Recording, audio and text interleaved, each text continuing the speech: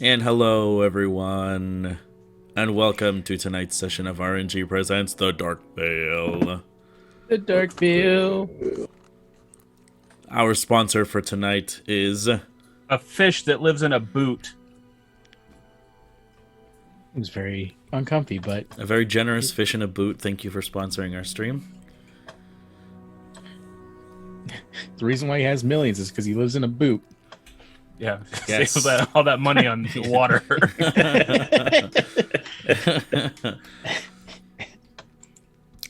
We have Drew back tonight, so yay. Yay, naps.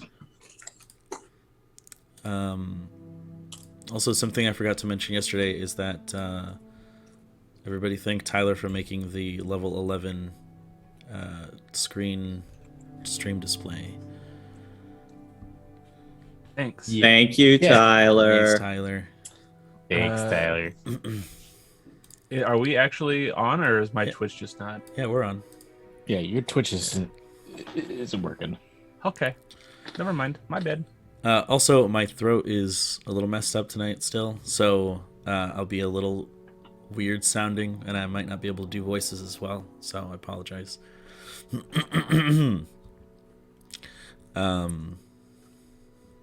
Let's see.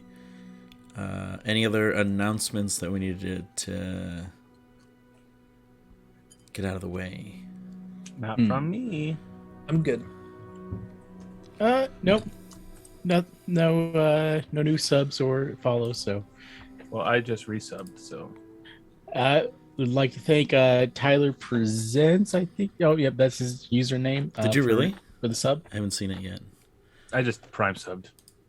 Should still pop. Subbed with Prime. Thanks, Tyler. Wherever you are, hope you're doing well tonight. Okay. You might need to close and then reopen the stream, because then it tells you to share your resub message. Oh, I never hit that. I don't want the attention. Oh, but it pops on stream, so it shows everyone that you did Oh. it. It's just a I fun thing to don't- do. I don't want What's the attention, said the guy who just said I just subbed. Yeah. It's My a bad, fun okay. thing to do. Okay, well,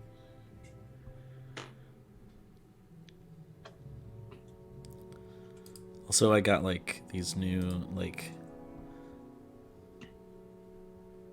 chat, like rainbow colored chat things, and also here we go. Yeah, new subscriber, Tyler Presents. It pops up as like a rainbow colored heart with a nice animation.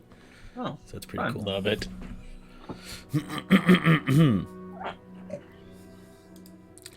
All right. Also join our Discord. I didn't have the bot on last night, so I didn't auto do the messages, but I have the RNG Presents bot in the chat, which is pretty cool. Anyways, when we last left off, our group of adventurers, after returning from the abyss, took some time to rest inside of their newly acquired fort, as well as explore it in some ways, messing around with the apparatus in the basement, the strange mechanism with a floating crystal sphere that seemed less tangible than what it appeared. Figured that they could use it to harness the energy of something, as Caligast suggested that they place one of the shards inside to power this strange mechanism. And as they did, they noticed that this violent tremor suddenly shook everything around them. And as the machine began to power up, the golden lines that were once only visible by using the Eye of Aragoth, the artifact acquired many sessions ago, the lines began to draw themselves and split into different directions within the fort, eventually stretching out into the audience chamber, where a strange sun-like pattern began to reveal itself, and the lines seemed to stretch into different places of the fort. along with this strange kind of sphere of energy began to expand outward.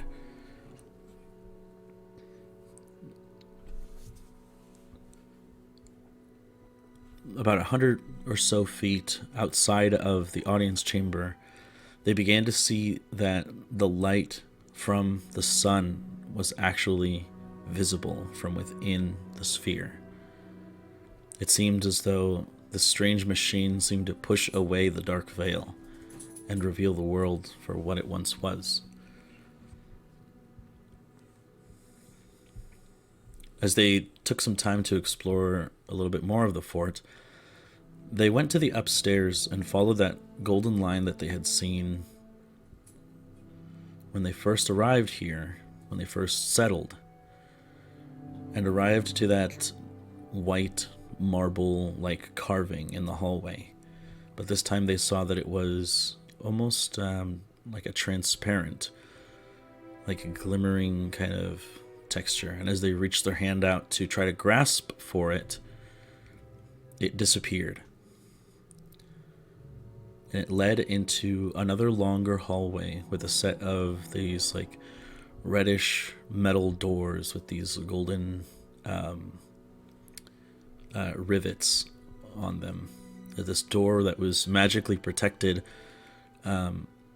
was, diffused by a couple spells, and not pulling but pushing the door. And as they pushed the door open, they found themselves inside of a large, almost like a study, like an office of some kind, with a large kind of red rug with this kind of golden thread trim and this intricate pattern. Large stacks of books, like bookshelves, in the four corners of the room. A large oak, or rather like a dark wooden desk at the end of the room with these three large, almost like cathedral-like stained glass windows that kind of brought light from the other side, though it was strange to them that they had never seen a window such as this on the exterior of the building. As they went inside and began to look around a bit more, they found that there was a corpse of a woman sitting at the desk, kind of clutching something that was stuck in her stomach, and that turned out to be this kind of this sword with a gray blade, a black hilt with a ruby on it, and this counter at the pommel with the numbers 99 written on it.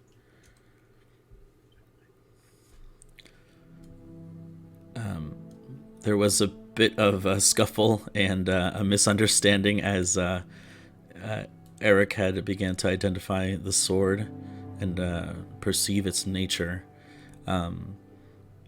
And after that, they found the key to the drawers of the desk and found a moldy sandwich, which they promptly threw to the wall. And as it splattered and slid down, that's where we pick up tonight's session of the Dark Veil. So, Kwansang walks into the room, having taken his time eating breakfast, let's say.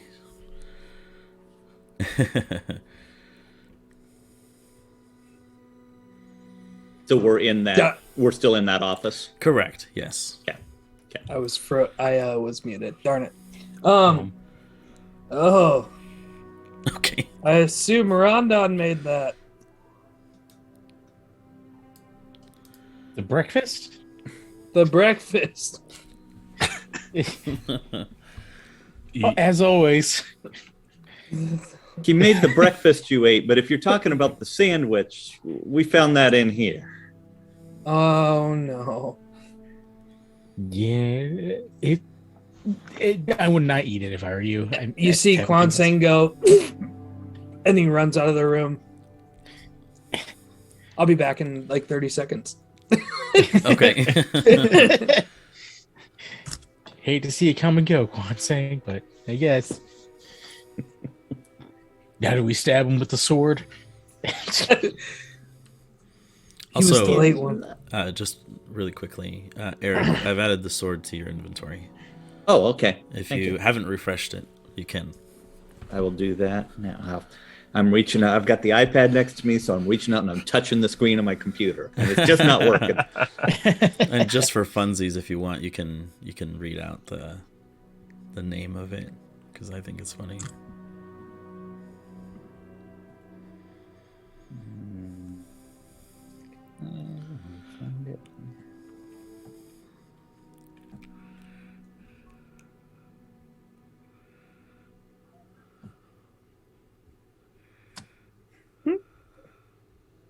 Oh, here it is.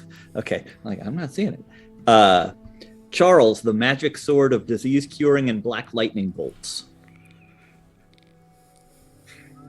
Very Munchkin. Yes, it is. And how to raise wolves.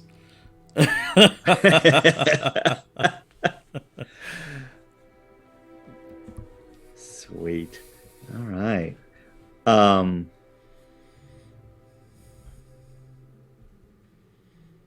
Yeah, okay. I mean, I'm not sure that I'm going to read all of this out loud because it's too meta.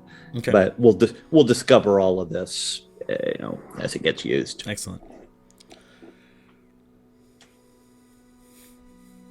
And we were going through drawers That's correct. when we left off. Oh, yeah. Oh, that's right. right. You found the key. Yeah. Or Charles He told us where where to find the key. Yeah. Yeah. Thanks, Charles.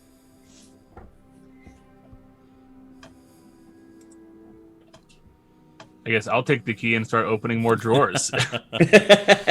Well, that's what I was doing, and that's when Brandon was like, "That's what we'll pick up next time." Mm-hmm. Oh.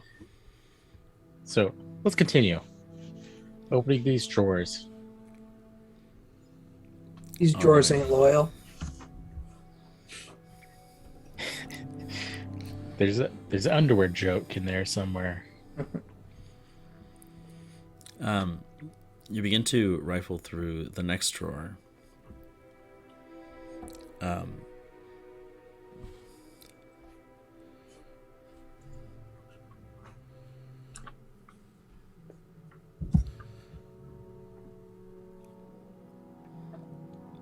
And it's strange as you actually manage to find what seems to be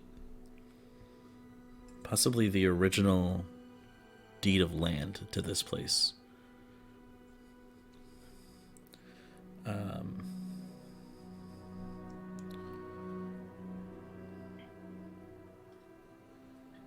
think we gotta hang this up somewhere, or put it somewhere safe.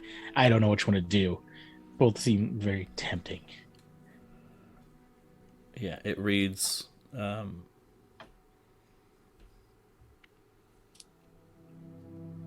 Countess of Countess of Northeastern Primaris, Victoria Whitmore. And it is actually dated.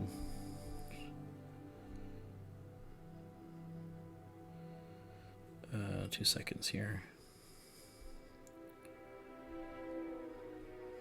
There's so many goddamn notes.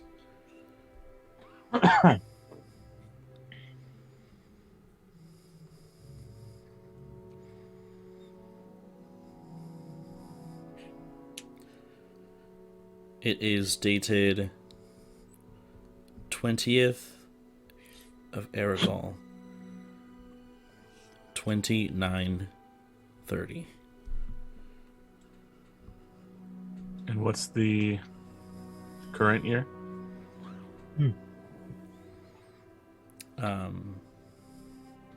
4599. Oh, wow. Ah, nice.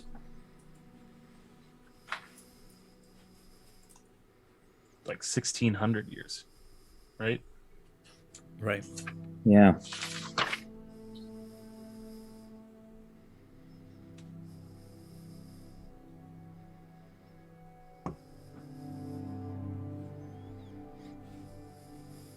I don't remember where we got this history lesson. But she must have been here 1,000 years. If that's Victoria Whitmore, yeah, my understanding is it was. It's weird to say only, but it's only been 600 years since this place fell out of use. Right. And if her name's on that, Sorry, I think I misspoke. It's 600 is not right. It's supposed to be 1,600. If I said that, I'm sorry. Okay. Let me just double check here. Yeah, the keep has been abandoned 1,623 years. Okay. Yeah. Gotcha.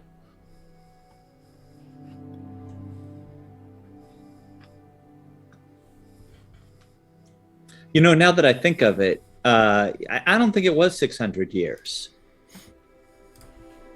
More like 1,600. I think she probably wasn't here very long. It doesn't sound like it.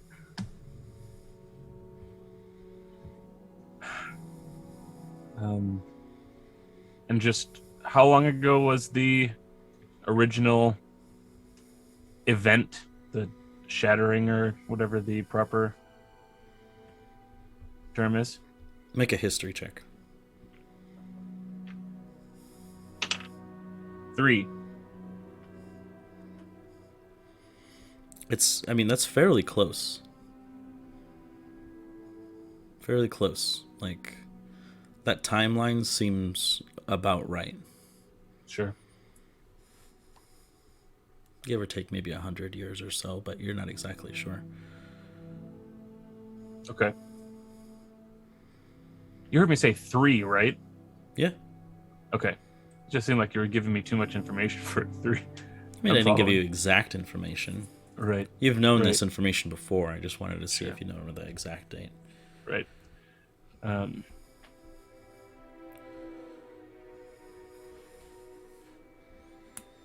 So this place was built and abandoned. She was killed all and then presumably in the course of less than a century.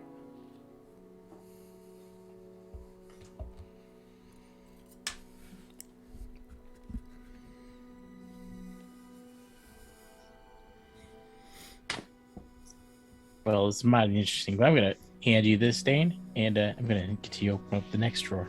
I eat it. Oh, Dane. Okay. I wild shape into a goat and I eat it.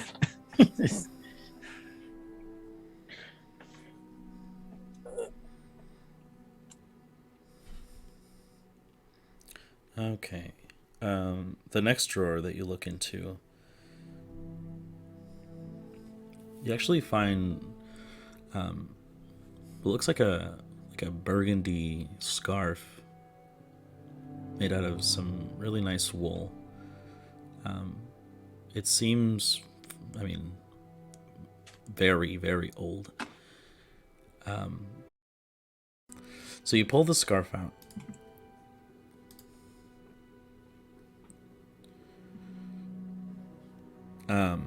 And as you're handling it, you can feel as though there is some kind of strange lump inside of it, and you unfurl it, and it is this beautiful emerald ring with what looks like some kind of strange insignia of a hummingbird on it. Excuse me. Well, I don't need this ring. I just want the scarf. Yeah. Toss it. Throw it into the sandwich. Can I catch it before it? I'm gonna give this to one of our magic users because I have no way to ensure that this is safe. If I could trust the scarf, I unfurl my scarf and put on the red one. That's well. Yep. Yes. Does the hummingbird, is it familiar? Are there any indications of what it might do or be? You Orby. I'll say you can make a history check. As I'm pondering, I'm going to give myself guidance. Sure. 16. No historical significance associated with this. None that you can tell, at least. Okay. With all our dinking around with identifies and stuff, I'm sure my detect magic is not still up and running, but I can cast it whenever I want. So I'm going to do another detect magic and see if the ring or the scarf pings at all. The ring does ping magic. The scarf is probably super powerful, right? Super powerfully stylish. It Dang, slowly boy. starts choking It's the you. scarf of warmth.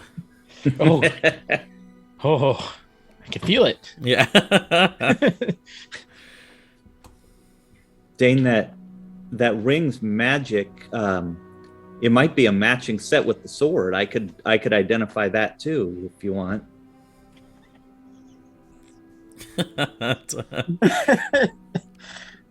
Aye, yeah, if that's... I love that you're just torturing Tyler because he's super suspicious. Yep. I don't love it. Just Dane in his head, you gotta be fucking me right now. Norina. Yeah, that's all. That's no thoughts. Head empty. Norina. Yeah, I'll hand the ring over. Okay. I didn't want to just relegate Eric to being the identified guy for these 2 whole sessions, but Do the magic, man. yeah, Right. That's what I got. So you guys can do whatever you need to do because it takes 11 minutes. Still rifling through these drawers. I think there's one more left, if I'm not mistaken, or I might have been just imagining it. There are a couple 7 left. total. Yeah, there are a couple left. So you've done all the ones on the left side, let's say. So you move over to the right side.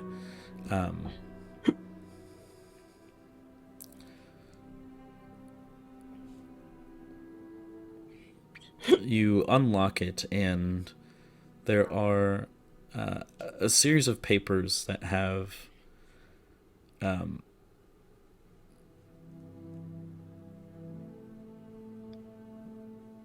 it's almost like a log of some kind, like some kind of like a journal, not in any kind of proper binding, but the papers do seem well organized together.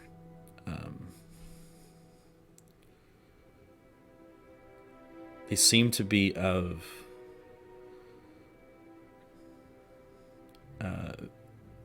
Victoria. They don't seem like just like ledgers of any kind of inventory or anything like that, but they do have like a log. And I kind of turn to Dane, like, hey, what is this? While he was looking through that drawer, I would have turned to the window to see if I could see anything outside. The curious window that doesn't seem to have an outside thing. Yeah, make a perception check. Okay. 21. You look at the glass, and it's just solid white. It's almost as if there is like a light coming from behind it. There's nothing that you can see past it. Okay, got it. And I'll turn around. What's what, Rondon? These papers. I'll take them and I'll just begin reading through. Okay.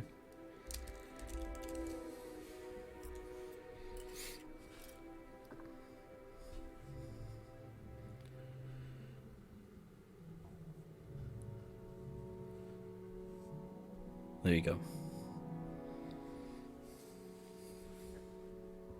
Where did you send it? Messenger. Okay. Okay, I will actually take time to read that while stuff is going on.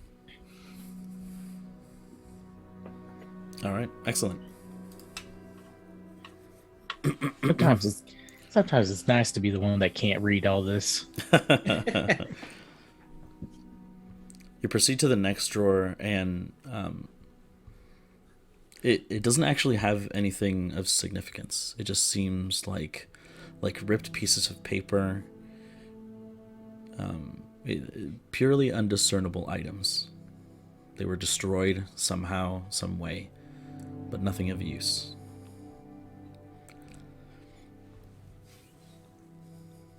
All right.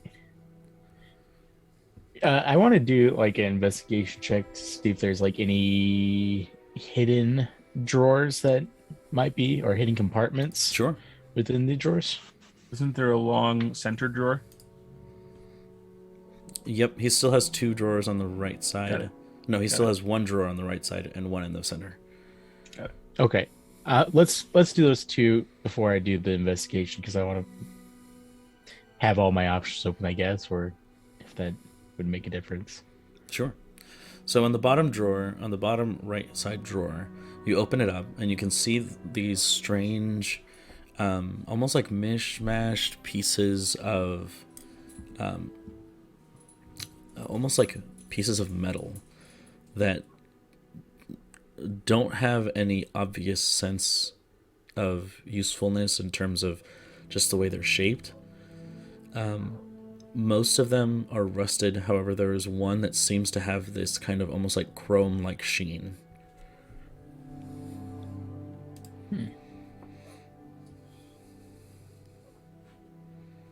So there are pieces of paper that have like a chrome-like sheen. Metal, What we said? like Metal.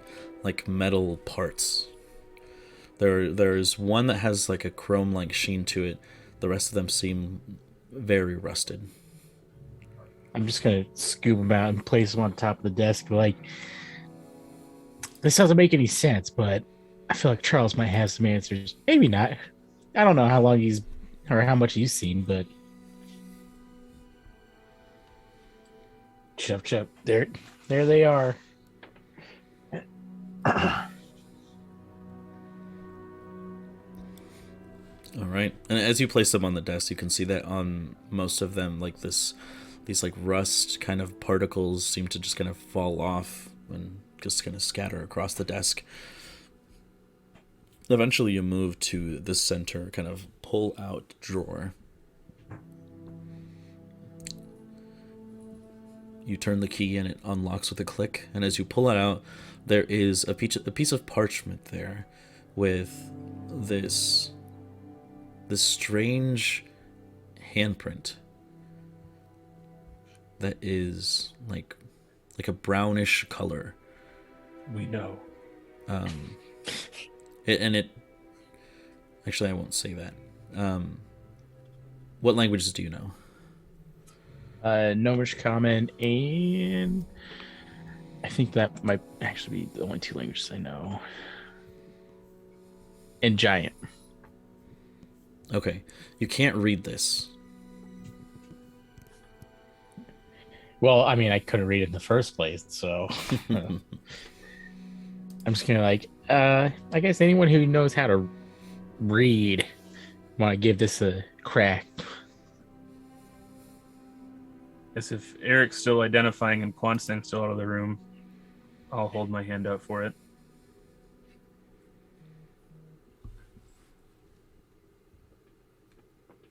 Okay. All right, so you take it. What languages can you speak? Common, Draconic, Druidic, Gnomish, and Quarry. You cannot read this. I don't know how to read Rundun. Wait, hold up. But this is something...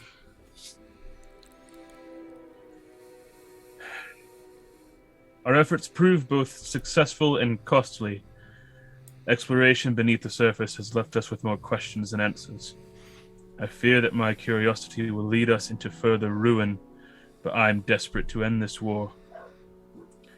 That she's hiding something from King Teramis.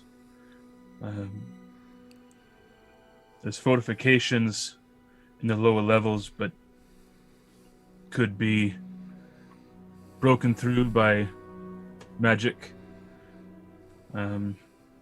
There's a Lord Gladstone. Do we know a Lord Gladstone? No. Not to my knowledge, at least. His name doesn't sound familiar to me. If it So doesn't let's sound find- familiar to Eric, then ugh. Right. Lord Gladstone is inspecting on behalf of the king. And he discovered whatever they were working on. And he apparently blackmailed Lady Whitmore into sharing the results of whatever they were doing in exchange for not telling the king. But that's more questions than answers.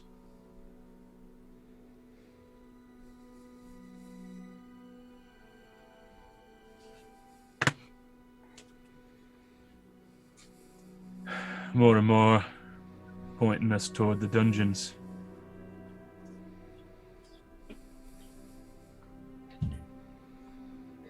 Yeah, if whatever was down there 1,600 years ago is still there, then we should know.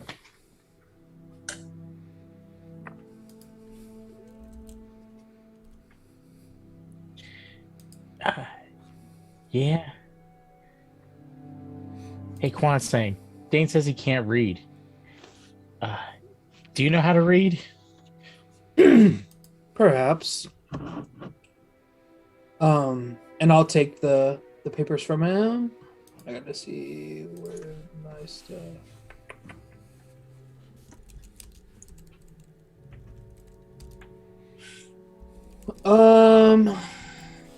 Where them languages at? Okay, so I speak Celestial, Common, Elvish, Primordial, but I'm also an adept linguist in Quarry. Oh, I guess Quarry. Yeah, Quarry, Sylvan, and Druidic. You cannot read this.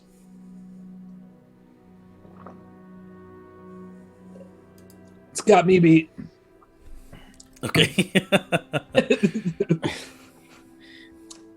Now, I'm wondering. I'm going to With, go on. with the adept linguist, is that just for watching people speak, or does it have to do with writing as well? I don't know. I'll Check look it out. up quick. Yeah. I'm going to polymorph it into a language that we can understand. Nice. Good call. Big brain move. Checkmate DM. The pizza we ordered just arrived. Is anyone going to be offended if I step away for a minute and then eat pizza on stream? I'll be Unless you very share it offended. the whole class. You gotta share it the whole class. Yeah, you have to drive over here and give me a slice, and then we'll be cool. I mean, no. Okay.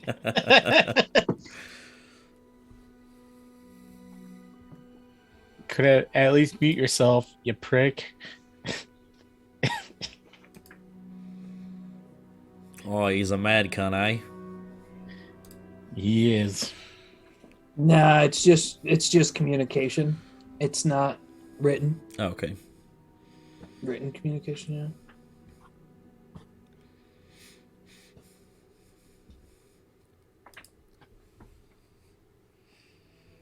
Dude, my washer is making such a weird noise right now. It's like it sounds like a dog like dry heating. Okay. Thanks for that imagery. Oh boy.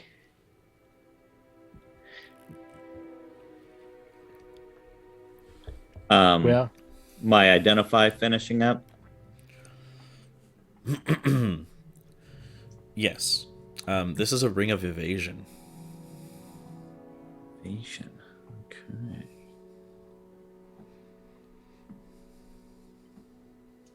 does that just add to your dexterity?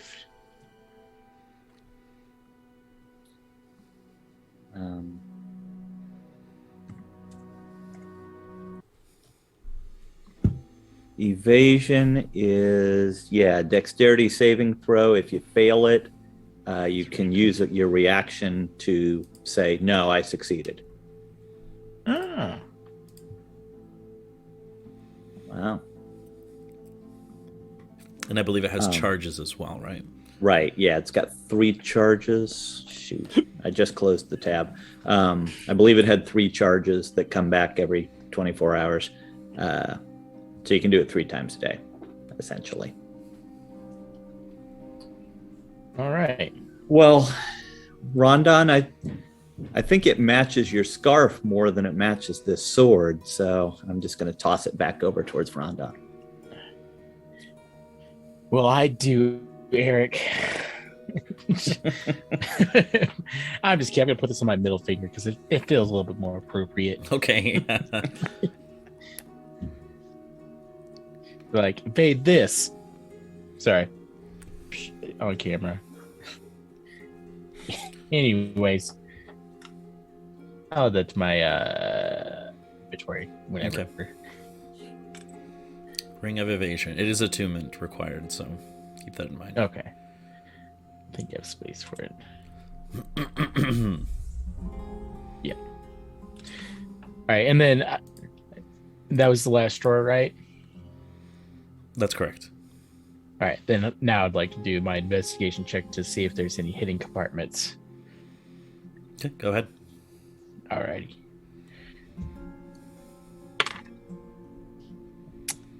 Three. Yeah, nothing that you can really suss out. I mean, it seems like a regular desk. I mean, barring like the locks on it, like the on every single drawer, and the materials that you found inside, but nothing that you can really discover. Well, this looks like it's a nice, sturdy built desk, and I give it a couple slaps. It holds. I mean, Oh, Fit so much work in this bad boy. Flap the hood. Oh, lordy. I hope I didn't add 2. All right, well, gentlemen. Is it time to head to the basement? That sounded weird. Is it time to head to... No, it's not going to get any better. Are you propositioning us? I want to go to the dungeon. Yeah, I get the line that came in here, I assume stops in this room, right? correct. Yeah. There are no other exits that visible? No. Okay. Yeah, I'd say we've got a line heading downstairs that we should be checking out. There are no other visible exits. Are there any hidden exits? Make an investigation check. 16. Begin to scout around, testing the walls, Pulling checking a few under random books. Yeah, pulling out the books. Nothing that you can really find. No. All right. There's nothing to be found here. We found it. Lots of books to read, though. Bale and Constant should be happy.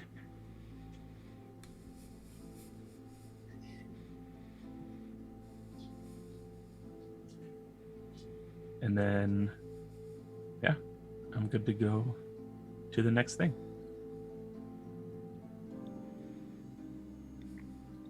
Okay. I need some words from you guys. I'm gonna grab the sword back off the desk because I assume I really couldn't hold it very well while I was doing the identify, and follow the line back towards its source so that we can do the part that goes down into the dungeon. Okay. Did I miss the conclusion of the ring identification? Ring of evasion. Yeah, it didn't match the sword, so Rondon's got it. He found it. Perfect. Does I need to be more powerful? plain simple. All right, so you retreat back to the hallway that you came from, down the stairs and into the audience chamber, and you begin to make your way down into the dungeon. Eventually you reach that antechamber with the different splitting paths, and it seems that only one has this golden line that continues forward.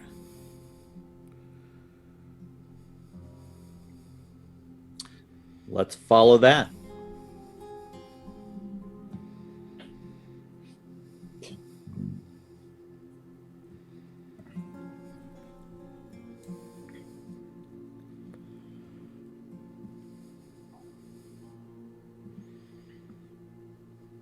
I agree.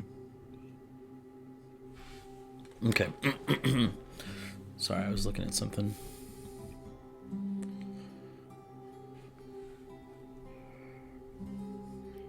You begin your advance into this dungeon. And it seems as though the line travels for several minutes of walking. It's not a straight line either. You continue making several turns, and there appear to be different branching paths that lead away from the golden line. And you continue forward until eventually you find what looks like this round, this spherical looking it's essentially like a ball that blocks the hallway. It's about 10 feet by 10 feet.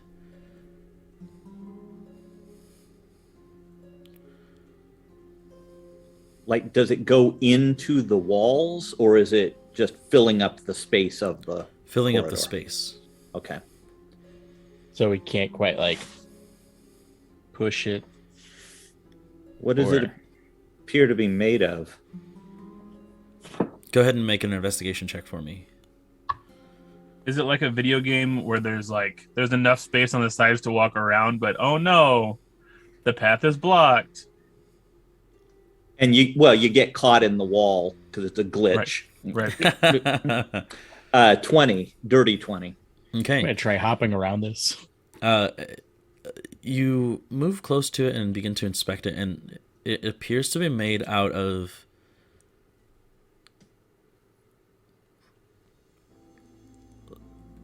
like packed excrement. It's a giant ball of feces. Oh shit.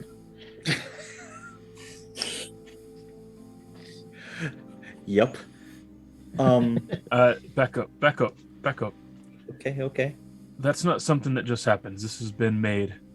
I don't know by what. There are large beetles that will do things like this. Excuse me, perhaps those unkegs that we've seen before. But we don't want something to get the drop on us. Wasn't there a chamber member that was a dung beetle that didn't like us? Am I misremembering? He liked us. His name was the Dung Defender. That's right. That's Right. right. That was the dung beetle. Yeah. The dung defender. Bless his heart.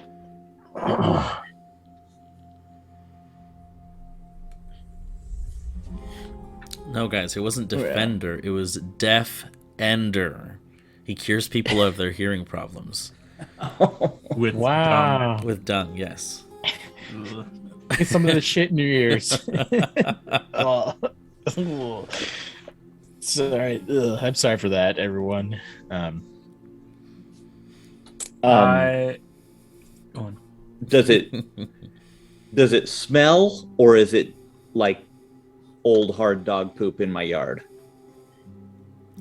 It has a slight smell to it. It's not particularly odorous.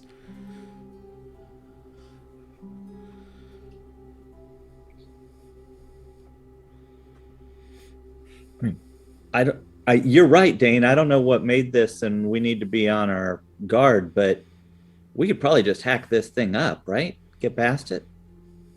I mean, if you want to do it, I guess. With your fancy new sword. Well, no, I'm not using Charles for that, but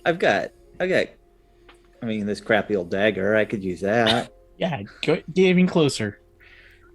It's all you, Eric. I do just want to take a second to listen down the hall, see if there's any movement, activity, anything like that. Sure. Go ahead and make a perception check. Okay, I'm going to give myself guidance as I focus my senses. 25. You listen fairly closely, and with your keen senses, you do pick up what sounds like the light tapping of stonework. It seems to be very successive, like Quickly, like feet. right. Yeah. There's something down here with many legs. I didn't take the feat that lets me talk to monstrosities, so we either have to sneak past or fight it.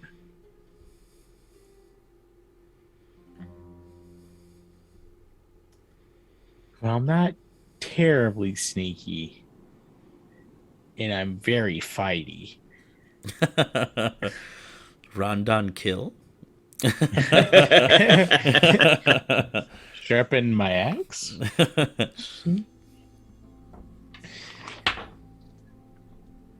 I mean, I guess we could find a way around. And I also really just don't want to touch this ball of excrement. I mean, Eric seems keen on touching it. No, this is the way we're trying to go, right? Do you think some of these other passages might? I have no clue. We're in the same boat. Well, we're in the same hallway. We're not on a boat, but you know.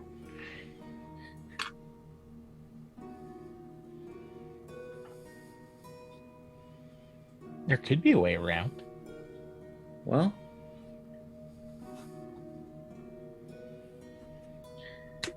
let's check this last side passage and see if it looks like maybe it's going to go that direction and join back up. And could you clarify for me, Brandon? You said there was like offshoots as we were coming down. That's right. Were there lines going down those other offshoots, or No. was it just a singular line straight?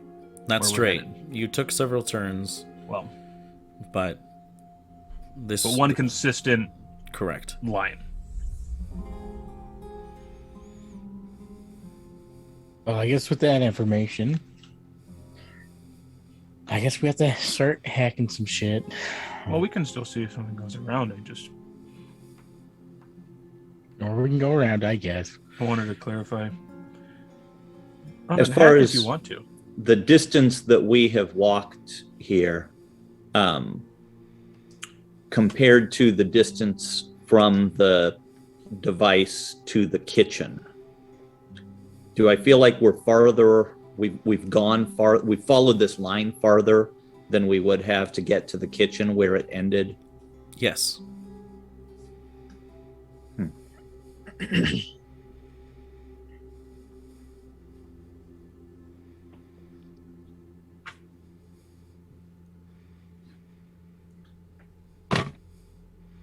You feel a slight bump, Eric. As you turn to see, the ball begins rolling forward. All right, scoot back, scoot back, scoot back, scoot back, scoot back. Let's go back. It begins advancing at a fairly slow pace. And you can definitely hear the sort of skittering and tapping from behind the ball, though vision is obscured as to what exactly it is that's pushing it. How far back to the closest side junction? Probably a good 30 feet. All right, let's quickly hop in one of these and Yeah.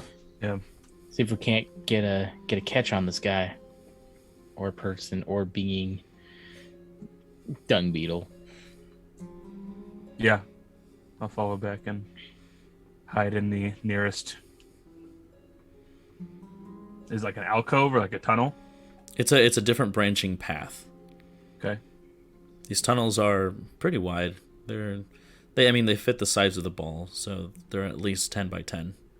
Right.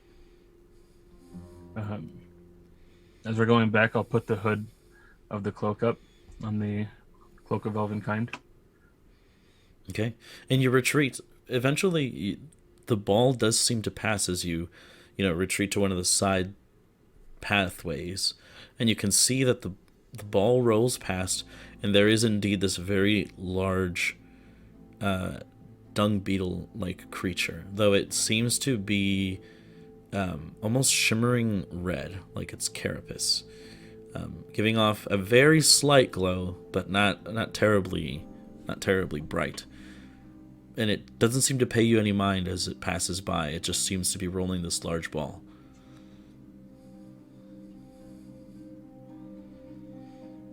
If I poke my head out and look down the direction we were heading, are there more blockages?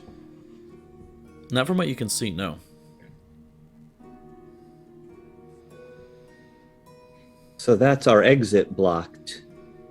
But the way forward looks clear, right? I think this is our best chance for now. He unblocked our tunnels. Maybe we'll level up downstairs and I'll have more magic that I can use to clear that up. It has been a long time, so Right. it seems likely. I feel like we should name this beetle X-Lax. Clearing up our tunnels of this poop. Yuck. Super up. Thanks, Mac. You're welcome. Yeah, I'll start going down Yeah. where we were headed.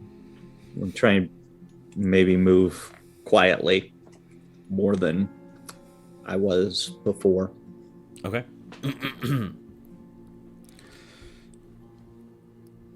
Are we trying to go undetected? I mean, I guess so.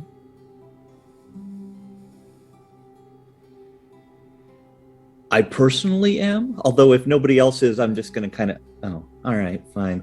Right. Yeah. Eric is sneaking along, and our big people feet are just clomp, clomp, clomp, clomp. Rana's just like dragging the side of the timber axe like along the wall.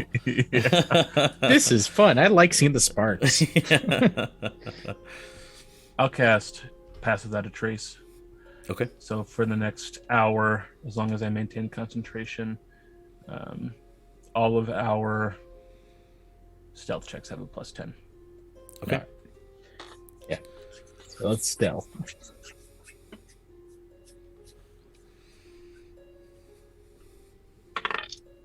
All right. So if anyone's rolling stealth, then do it now.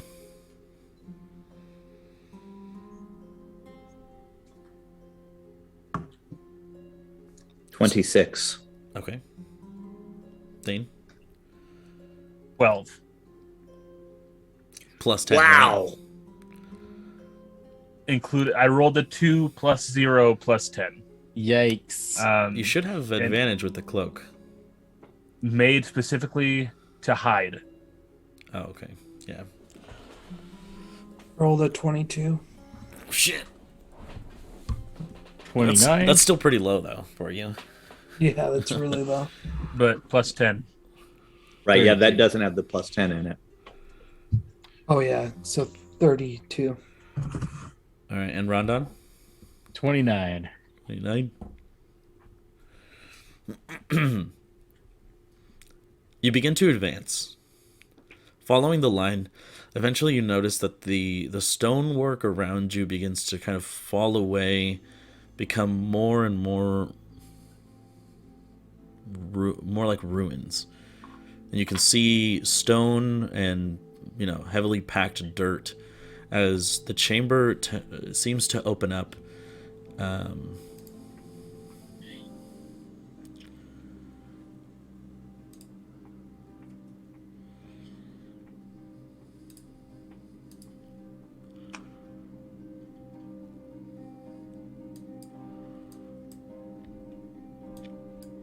You can see that the walls around you begin to form into more like cave-like formations. And the stonework beneath you, whereas it was, like cobbled, now reveals the loose, dirt and stone. It's strange because as you approach this kind of opening where the line continues, you can see large roots beginning to almost like penetrate their way through the walls that you walk around, or that you walk alongside.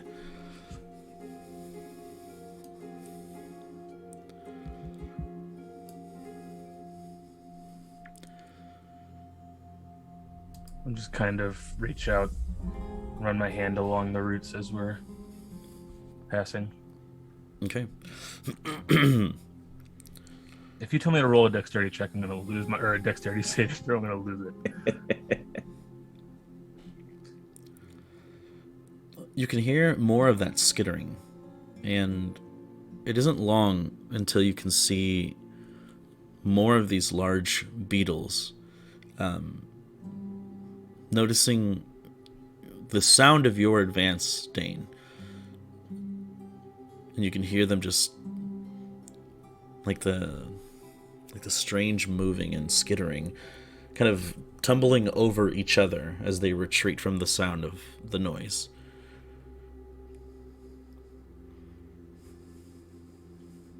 These appear to be a little bit larger than, let's say, Eric would be. Mm. Some of them even being much bigger. Hopefully they're not going to tell their fathers.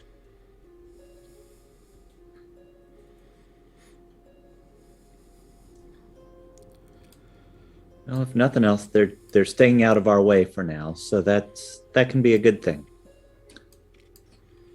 All right, let's hold on to that.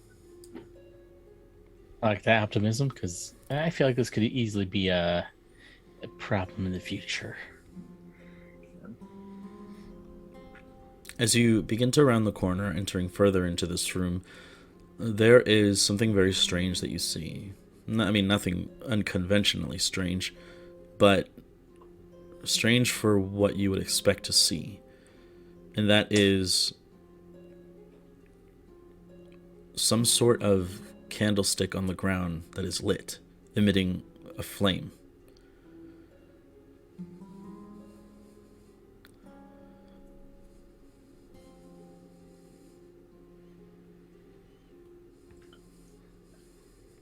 Are there, where the candlestick is, are there other passages going off to the sides? There are, actually. You can look around you and you can see 3 different paths that you can choose from. A left, a middle, and a rightmost path. Bless you. And where does the line go? It's interesting because it meets at the center of these paths, and the stonework, as it is broken, the line is no longer there. It's the end of the line, guys.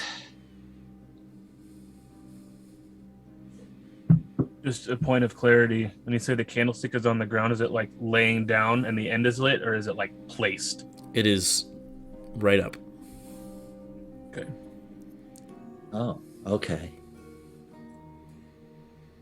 Does there seem to be any like wax melting off of it as we're watching, as we're there, like in the time frame that we're there? Make a perception check. Okay. Dirty 20. Very slight, but yes.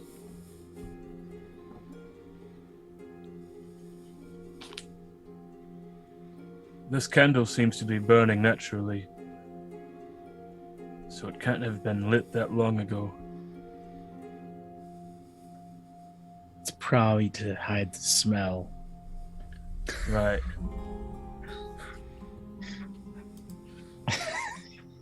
Exactly right. It's full Exactly circle. right. Full circle. Welcome to my comedy special. Thanks for having us, buddy. Yeah, you bet.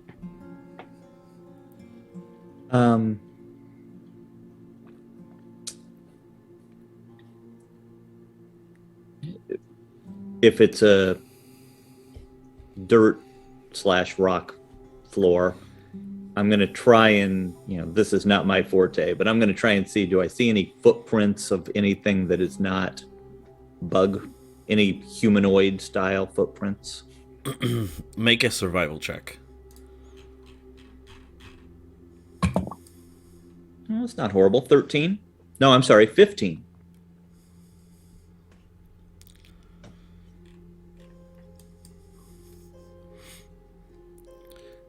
Yes, there are markings on the floor that are not insectoid. From that roll, that's what you get. Can I see a direction or anything, or just around the candle, or? In places where there is dirt, you can see it. So, anything further than the entrance part of this cavern, you would see it. Okay. Well, something obviously, something other than these bugs is down here. Who's to say that bugs can't light candles, Eric? Well, that's true, but I don't think they have, what we would call feet like this. And I'm going to point out a footprint in the dirt. Have we seen Sybil lately? No, you think she's dragging a harpy through these tunnels? It wouldn't surprise me. She's a strange one. Why would she leave her candle, though? To find her way back. Also, again, I want to bring up to hide the scent. It's just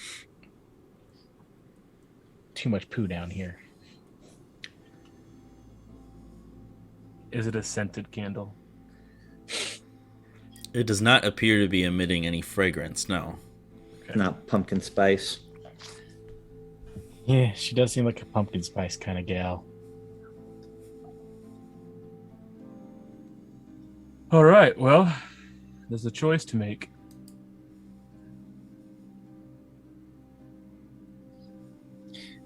I'm curious to see where this goes. I mean, again, this could be a problem in our future if we don't know what's under our own fort. All right, well, Rondon, pick a direction. That way. Okay. And I'm going to web up with the Wanda web. I'm going to web up the entrances to the other two. So is that way straight ahead? Yeah. Okay. Yeah. So I'm going to web up the left and right things. Okay. Sybil's gonna be so mad. I know, right? Who put these webs here?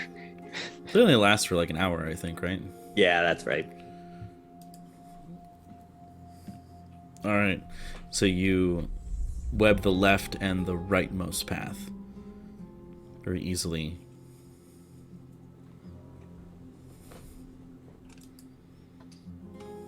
Onward. We'll head forward. Okay.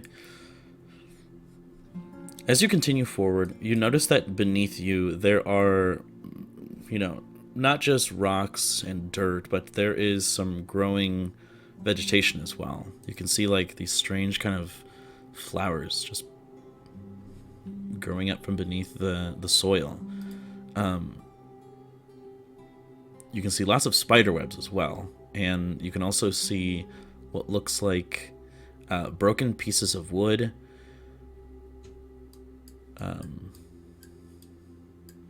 just laying here, just scattered rubble, really. And as you progress further and further, the roots from the trees seem to get much, much bigger. Just like these massive roots, almost like tree trunks that kind of go and curve out from the wall and just settle and spread further out. You almost have to like kind of duck and move around to kind of get past these tree roots. You continue going forward, and you can see a rusty axe that is in the center of this path that you're traversing, along with some kind of scattered leaves and this strange glowing, almost like a puddle of water. This it's not very large, maybe like 2 feet across, but it seems to be glowing this blue water. This seems suspicious, like a trap. Why would there be leaves down here scattered like this? I want to look for like traps in front of this water. Sure, make an investigation check. All right, let's hope for not trash, not garbage. 17 again. Okay. You begin to inspect the area around this strange body of water, and you find no sign of traps, nothing mechanical or otherwise. Well, seems safe to me. Let's take a drink out of this. Is the water familiar? In what way? Like, have we encountered anything like this before? Like at the Druid Groves?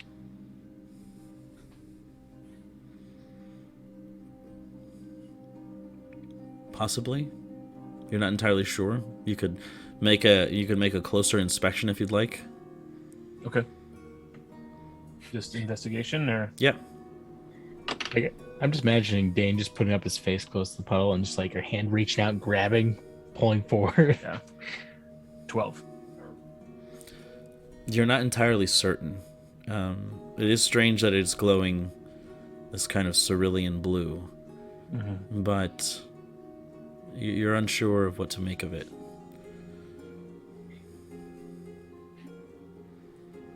Was there also glowing water in the tunnels, like the back door we took in? We came out through the oven or whatever. Or am I imagining that? When we were salamanders? No, when we like got into the fort. So fucking weird out of context. When we charmed the guy that Kwanseng like just Yeah. smoked. Oh, No, I don't- it was more tar-like, like a syrup almost. That's right. Okay. I just remembered puddles. I'm gonna put my finger in the puddle. That is, should clarify, I guess. Sure. So you point your index finger and you begin to dip it in the water. It feels fairly cold, and your finger begins to glow like that same cerulean kind of blue. This is interesting. You pull it out, and it only lingers there for maybe about 2 seconds before it turns back to normal. But all else just fine. Yeah. Okay. Well, that was pretty interesting. I dipped 2 fingers in and just like kind of put it underneath my Okay, yeah. eyes, just like war paint. Yeah. It only lasts for, a second or two, and then Yeah. it disappears again. It was fun for the moment. Has Scrappy ever seen anything like this? Oh, Scrappy! God, I keep on forgetting about you. You can What's see Daisy? like the strange fungoid Pillsbury Doughboy kind of like crawl his way out of Rondon's armor. I mean, I could never forget about you, Scrappy. You're always with me. Well, Scrappy, have you seen anything like this? Oh, it's just like you to only want me when you need something, isn't it? No, not at all. Didn't you get some breakfast when I made it? Made some potatoes. Yeah, only the crumbs that fall on your armor. I thought that's what you liked. You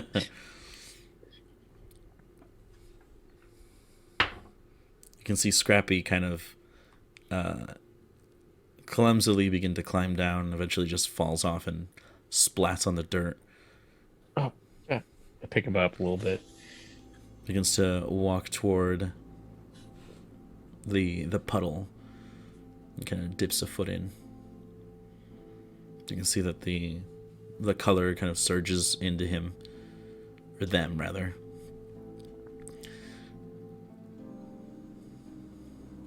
They say, I'm not sure what to make of this, but I do think it's tasty. Well, drink up as much as you need, I guess. Just splash, just falls right into the puddle. Oh God, I need to take care of him better.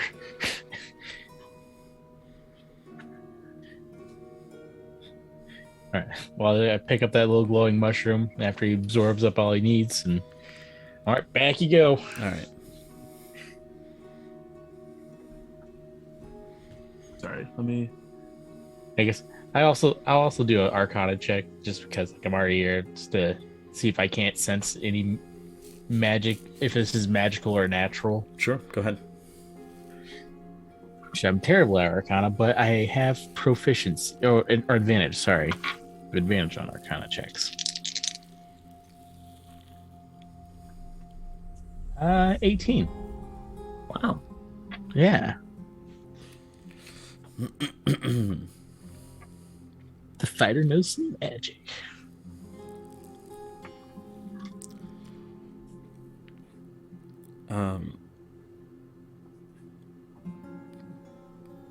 What you understand from this water is that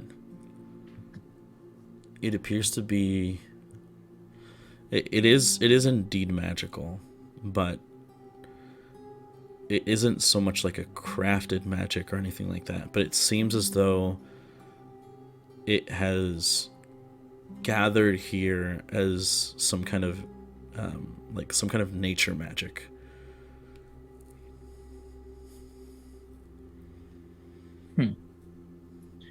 Well, this does involve nature, but it's nature magic. Velen spoke of that pool back at his grove that accumulated over time.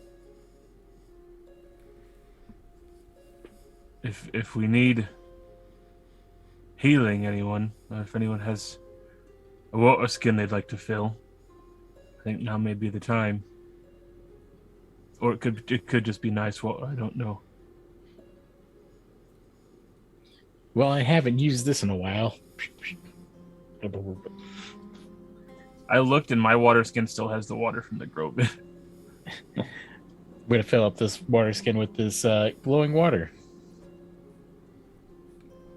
Okay. You fill it up as best you can, and eventually the blue kind of glow that was coming from that puddle disappears into the water skin, which doesn't glow from the inside, but if you open up the top of it, you can look inside and it glows. Does it make like a flashlight? It's a small glow. It's not terribly bright. If I put an aluminum funnel around it, will it amplify the light? No. Shine it in your enemy's eyes and they're blinded. Yeah.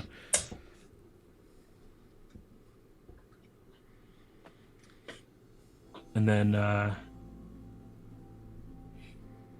onward, I suppose. Drew, are you talking to us, or are you? He's muted. You're muted on Zoom. Yeah, sorry. I think my water skin actually still has that water in it too. It doesn't say specifically, but it says one use 25 hit points. Yeah, so I'm mine says assuming. So that'd be that, yeah. Yeah. Yeah. Mine too.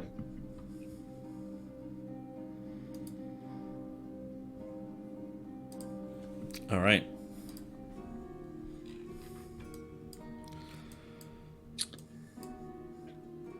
And then, The roots to me look like we must be under some pretty massive trees. Honestly, I never really pay attention to the trees upstairs, but you guys are more tree guys. Any idea where we might be? That's a good question. I honestly had that same thought, but didn't think twice about it because I was like, roots. You got it.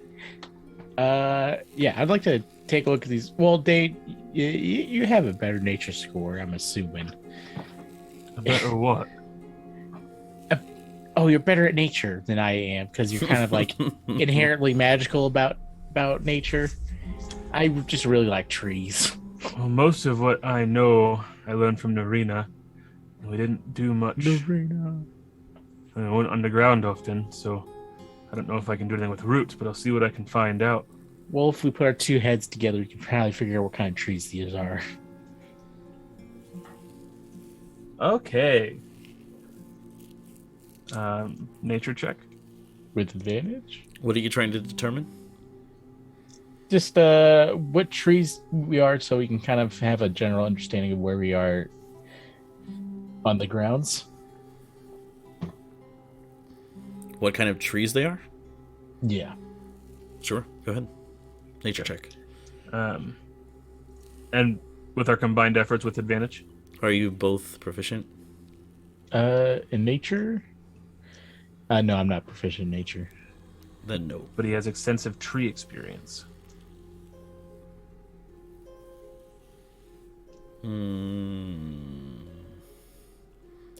Working with trees is different from tree knowledge in a broader scope. Sure. Okay. So not with advantage, and I will give myself guidance as I ponder the question. That is a natural 20 with a 4 on my guidance die. Wow. Holy cow. Your guidance guy? My guidance guy. Plus 5 for nature, so 29. 29? This is unlike any tree that you've encountered before.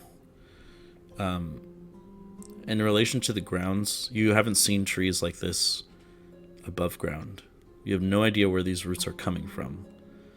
But what I'll tell you from that is you notice that the tree roots, while at first glance they may have been coming down, like from the top, it seems as though they're growing from the bottom up. Okay. Interesting. So we're heading to the upside down. Perhaps. I will relay all that information. Have you... Sorry, I got really tired there. My watch just told me it's my bedtime. What's a watch? I think Bale got one of those from the curator, didn't you? Yeah, yep. Oh, that makes sense. So if you look here, the roots seem to be growing upward from somewhere below us. I have no idea what this is from. It's not that we're below something, we're above it. How can roots grow up? This doesn't make any sense. It depends what the roots are trying to feed on. Oh, God. What if trees are just giant roots? Anyways, let's go.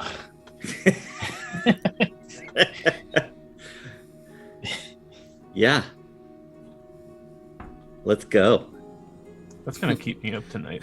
What if people are just like flesh trees? And our veins are the roots. They're trying to go somewhere, but where are they going?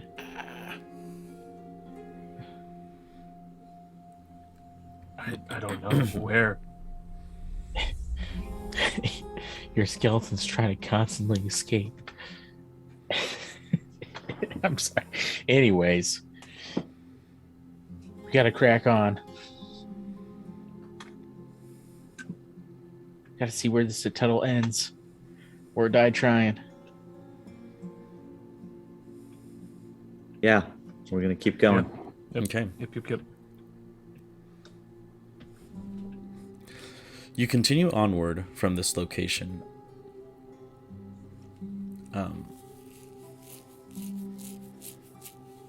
Everyone just roll a d20 for me.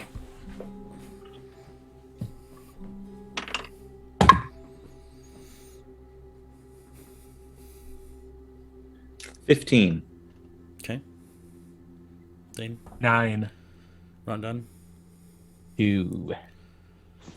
and Kwanseng. 11.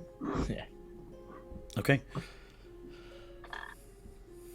As you're continuing, you reach the end of this center path, and it kind of opens up into a left and a right, and you can see that from both directions. There are broken pieces of wood, broken tables, scattered weaponry, boxes and crates and barrels that have either been opened or are still shut. You can see all kinds of different indiscernible pieces of iron and other kinds of metal. And you can see yet another candlestick that is in an upright position. And it is only until you reach this junction that both Rondon and Dane, you step on this kind of weird rounded stone beneath you.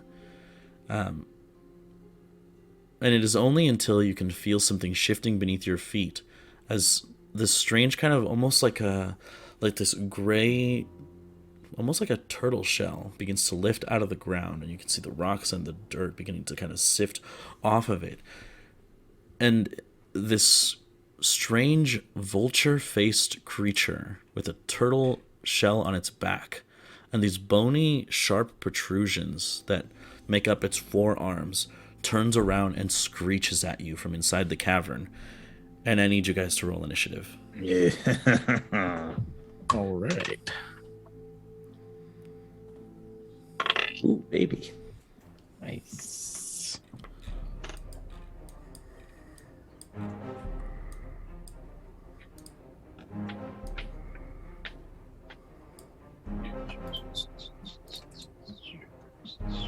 Mm-hmm.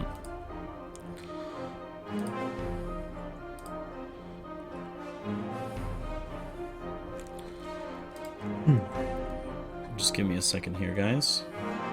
No problem.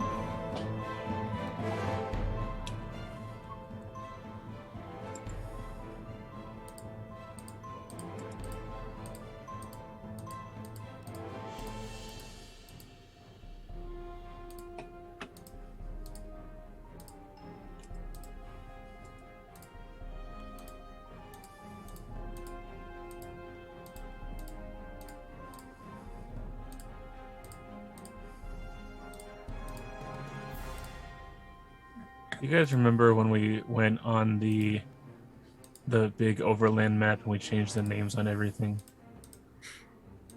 Let's do it. My favorite thing to do.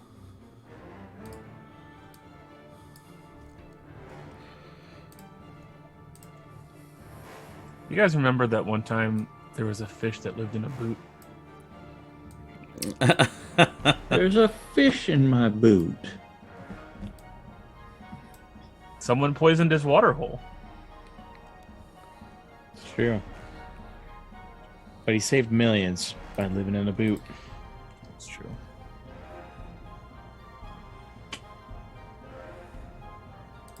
I think the picture in my head is from Cat in the Hat. Hmm. Yeah, I can see that. Whoa, you can force us into new maps? That's right. On Tarask? Is that a new feature? That's cool. It's been there, but I haven't used it very much. Yeah, so if you guys will open up your Tarask. Opened. Ready to go.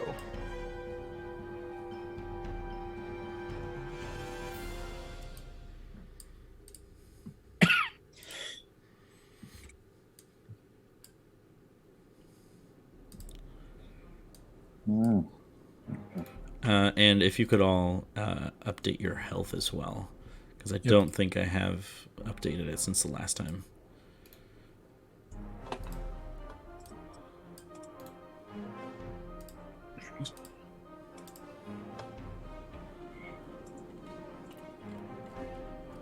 And if I can get the initiative for Kwansang first. 16. 16. And Eric. 25. Rondon. Dirty 20.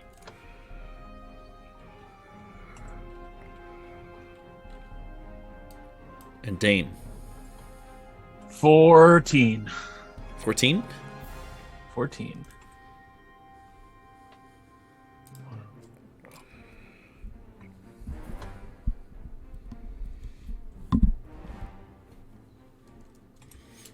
All right, so first to act is actually Eric, and this makes a lot of sense with the alert feat.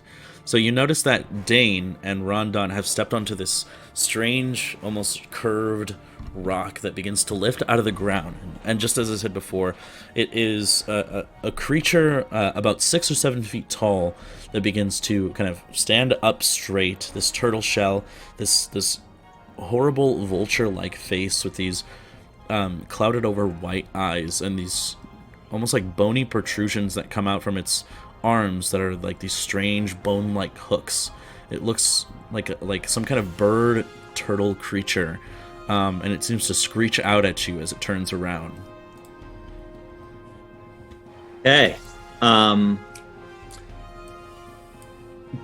Letting the tip of Charles drag across the floor because I'm trying to keep myself low so that I can dart between Dane's legs. Okay. So you can hear the scraping of the metal on the floor as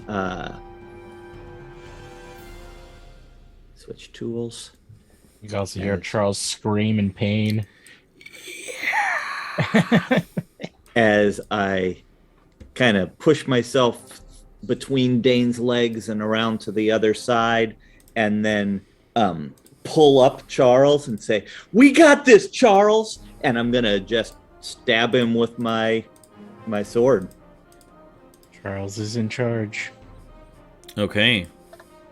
And that much also becomes revealed to you. Okay, cool. And so does this as well. Yeah. Zoom out a little bit. Oh. Ooh. I don't like the second word of that. All right. Well, it's happening already. Okay, so do I have disadvantage with this sword? I am proficient in simple weapons, but it's a long sword and I'm a little guy. I don't know how that works. Let me take a look here. I don't know if a longsword counts as a simple weapon, but I can pull that up quick. The character can use weapons they're not proficient in, and you wouldn't get your proficiency bonus. Just don't add the proficiency bonus. Just okay. Whatever the... Yeah, because longsword is a martial weapon. Mm-hmm. Yeah. Okay, that's fine. That's still going to be a pretty good roll. No strength bonus. 19. 19 hits. Hey. So you swing your sword, and despite the hardy carapace-looking exterior of this creature, it does meet its mark. Sorry, I'm doing something else while trying to be descriptive. Yeah, no, you're okay. So that's 5 points of slashing damage. Okay. And after seeing that and getting a quick glance down the other corridor here, I'll just call out, "Oh, that may have been a mistake. There's a big guy down here." Point off towards the adult that I can see on the map.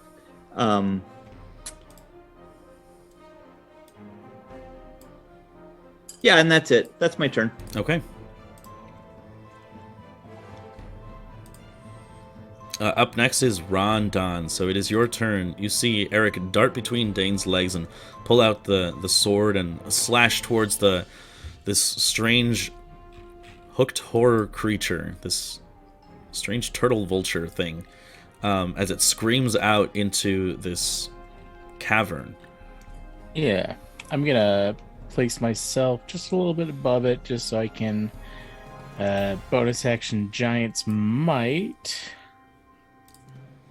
and so I can get big and start attacking it. All right, excellent. And as you become a giant, a little bit more of the map begins to reveal itself to you, since you moved up there as well.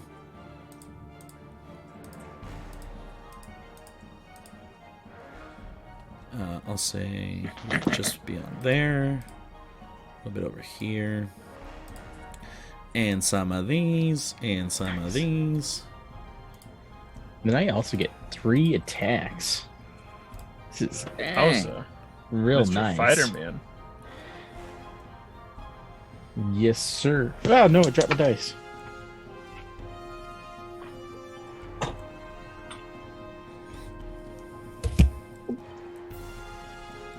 Sorry. Alright, so for my first attack, 18 to hit. 18 does hit. Perfect. Then I need a D12.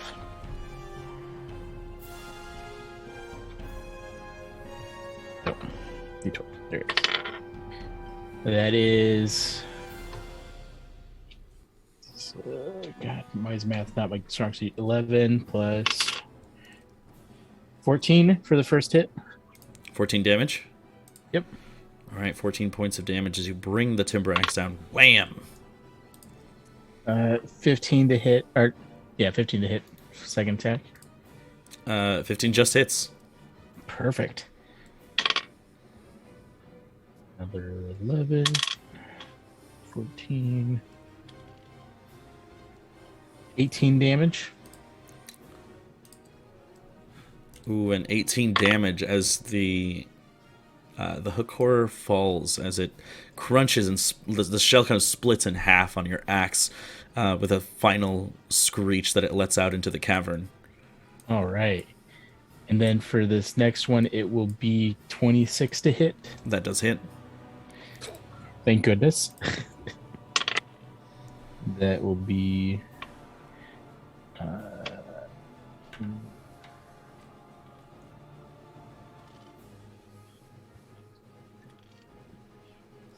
17. No, 18, sorry. 19 damage. 19 points of damage as you bring the... What is this? The Oculus? Nope, that was still the Timber's axe. Oh, okay. Yeah. So wham! Cleave into it. And then that will be my turn because I already used my bonus action. Okay. So that brings us to...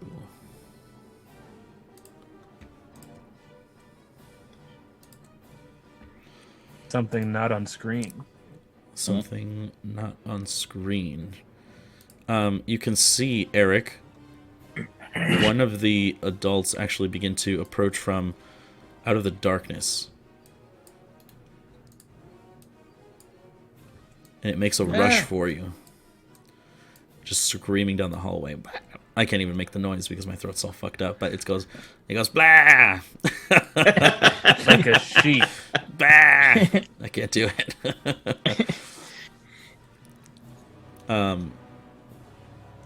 Yeah, just running toward you.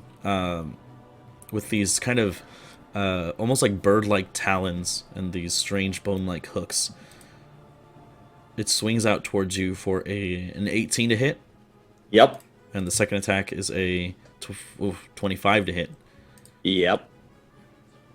I'm gonna do a runic shield for that 25. Okay, so let's roll that again. It's only a 12. Hey, that misses. Thanks, Okay. Rondon.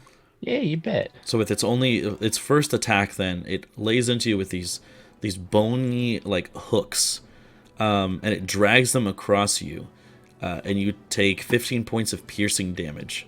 Woo. As it picks you up and just kind of like just stabs into you, and you wrest yourself free. As the second attack goes in, and you can see Rondon put his hand out, and the shield appears in the space that kind of deflects the blow and shatters.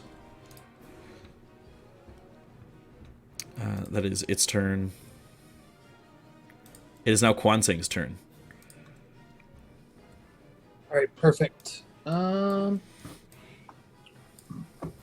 I'll kind of move up towards Rondon, seeing him giant smite up there. Giant smite. Giant smite. I'm a paladin now. And I'm gonna get over here, All right, excellent. and I'm going to. First, I'm gonna cast Heart of the Sky. Okay. So it's my AC is now at a temporary 22. And then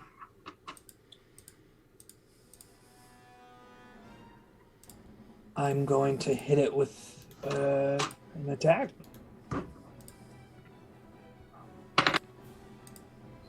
28 to hit. And 28 definitely hits. Perfect. With 11 points of damage.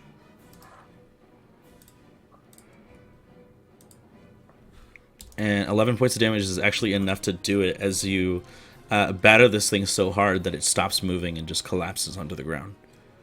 Perfect. And let's see. Okay, so did I notice that other one behind me? You did, yes. Okay, so I'll send. Let's see. What's my distance there? 25 feet. So I'll have to move one square. And then I'll send one more attack over to him. Another 28. That hits. Hit. Oh, nice. 13 points of damage. All right, boom. That wind strike hits it.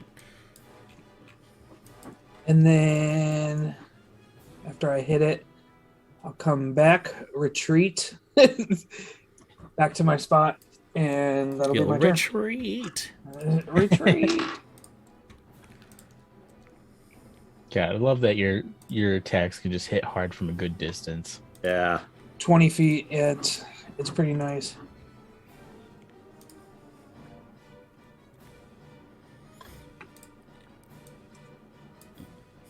All right, you can see as one of the smaller hooked horrors begins its advance, moves between the legs of the larger adult, and is going to start to attack you, Eric. Okay. The first one being a 9, Miss. and the second one being a 20 total. Yes, that hits. You take 8 points of slashing damage from the smaller hook horror. As once again, it just begins to stab you with these bone-like arms.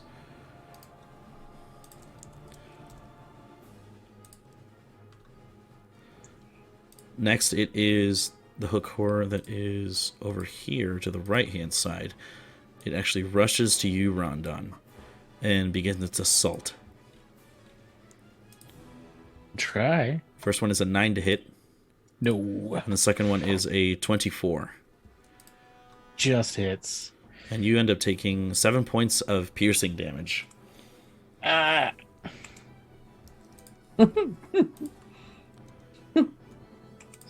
And Dane, it's now your turn. Okay. The cavern is filled with screeches.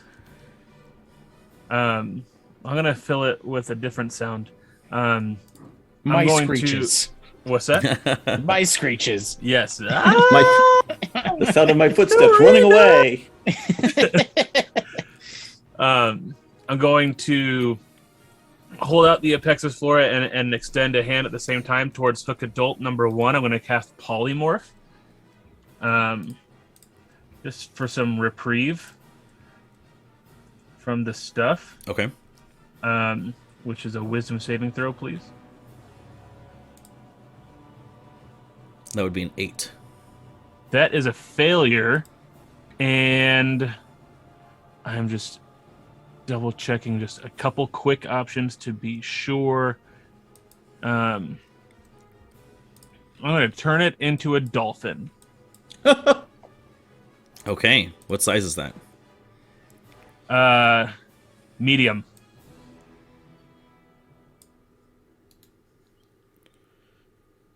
Has a speed of 0 feet.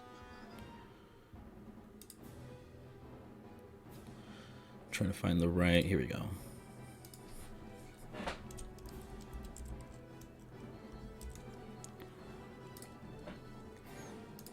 There we go. Now it has the dolphin debuff. Perfect. How many temporary hit points does it gain? Dolphins have 11. 11, okay.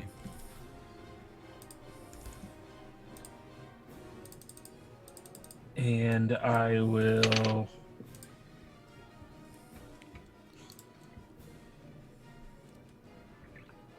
Yeah, just kind of... I'll take a step back from my movement to try and just kind of collect my thoughts and not get hit so that that thing turns back into a normal thing if I lose concentration. Okay. I'm going to cast Shillelagh on the Apexis Flora just to not waste my bonus action. And that'll be my turn.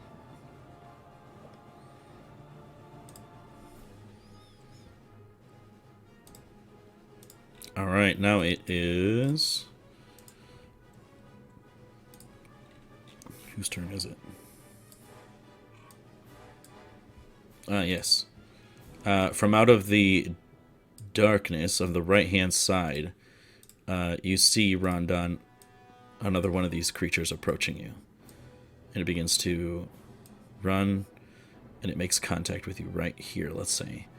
And it will begin its attack. Just screeching and swinging. That's a 12 to hit on the first. Nope. And a 16 on the second. Nope.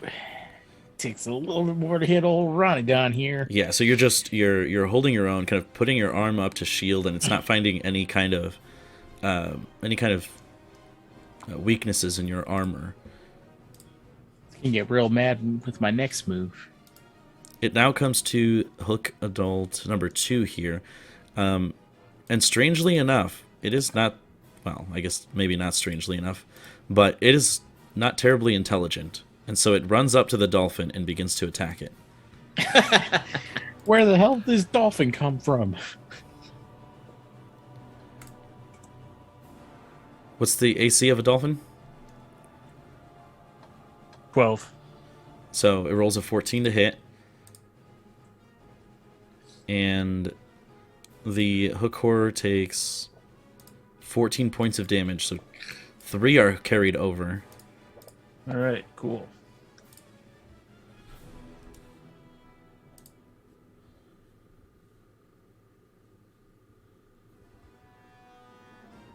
This grows. This gets pushed to the side.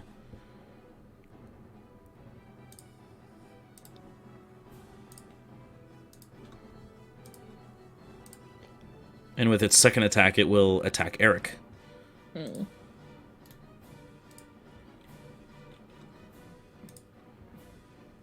With an 11 to hit. No. Yeah, so we'll say that this corner provides you just enough cover so that its hook actually gets stuck to the side of the cavern. You can hear chunks of stone falling off of it as it rests its arms loose.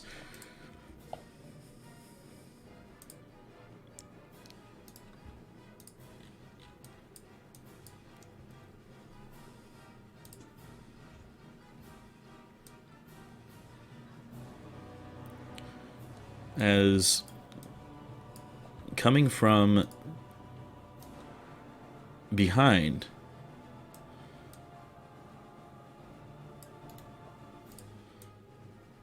you can see one of these creatures beginning to make its way toward you, Dane. It's climbing over everything nearly perfectly.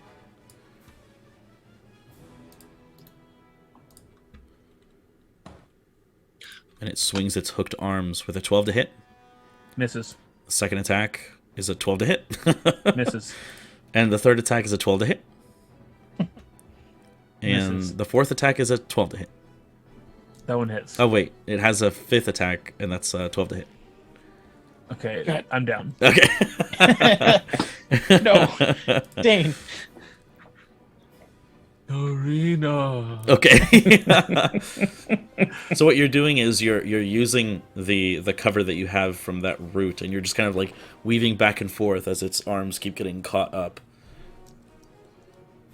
And it brings us to Eric. It's now your turn again. You are very surrounded. Yeah. I see that. So I'm gonna drop Charles because I just don't see how I can hold this big sword and have my wand out. Mm-hmm. So I'm gonna drop Charles and pull out my wand and cast invisibility on myself. Okay. And then And as you let go of Charles, before it hits the floor, there is this strange, almost like a black lightning tether that automatically brings it to your back, and it just to my back. yeah, it like Stabs you right in the back. not like pointed, but it like Right, sure. Okay, cool. Because I was going to ask Dane if he would make me some sort of scabbard that I could do that with, because carrying this thing's not easy. But Charles has it all. Charles is in charge. I feel So like there should be a theme song for that.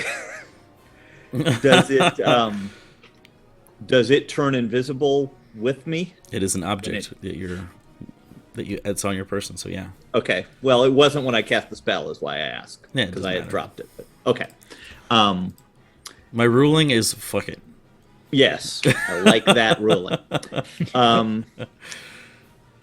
And then I'm going to try and hopefully the invisibility will prevent or make difficult any opportunity attacks that I get as I scramble back out of this being surrounded by everybody. Yeah. So Eric just disappears, and I think that no one can see him actually, except for me.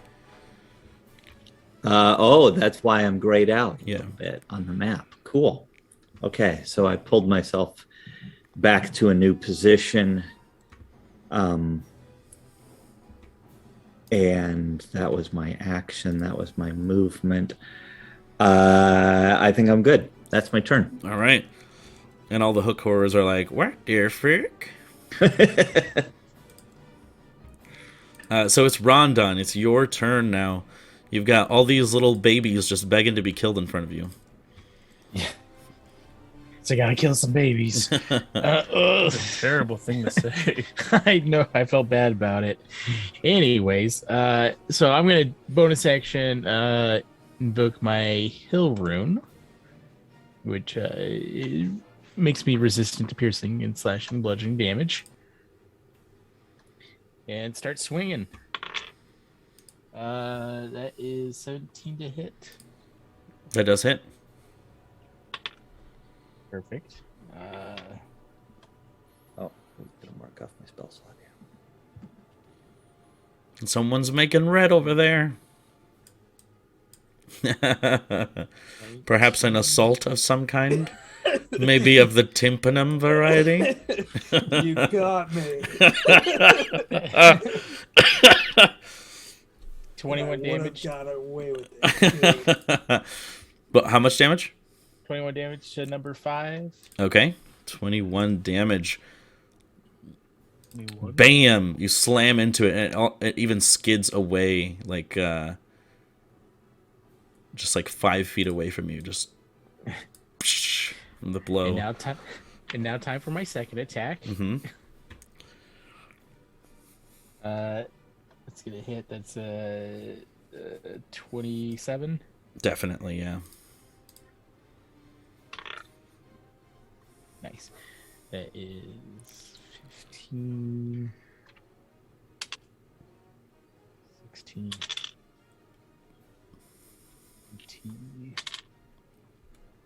24, and then another d6 because Giant's Might.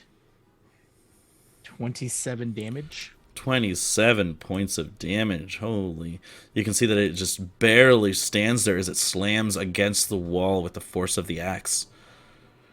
And then time for my third attack because I gotta kill it. It begs for mercy, but you chop its head off. Well, it's getting a little mercy today. No, I'm gonna use my lucky point Okay. so I can re-roll that. God, That's right. I'm glad I remembered to actually. Yeah. Nice, better. 19 damage, or not 19 damage. Sorry, 19 to hit. That hits. It's a 9 on the die. 16, 17, 18, 20 damage. 20 points of damage. Overkill as you just... You make the slash, and like 3 seconds pass, and then it splits in half. It's like, gotta make sure that I turn around and look at board number 6 and be like, "You're next." I'm on a roll with all you kids. All right. Is that your turn, Rondon? That's my turn. That's all I got. All right. So it comes to the hook adult here, number 1, and it is going to make its way to you, Kwansang. Just right Yucky. here. I'll just move the dead child over here.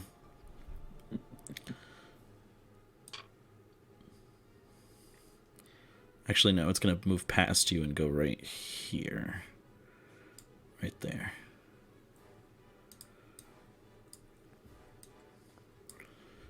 And it is going to swing at you and at Dane.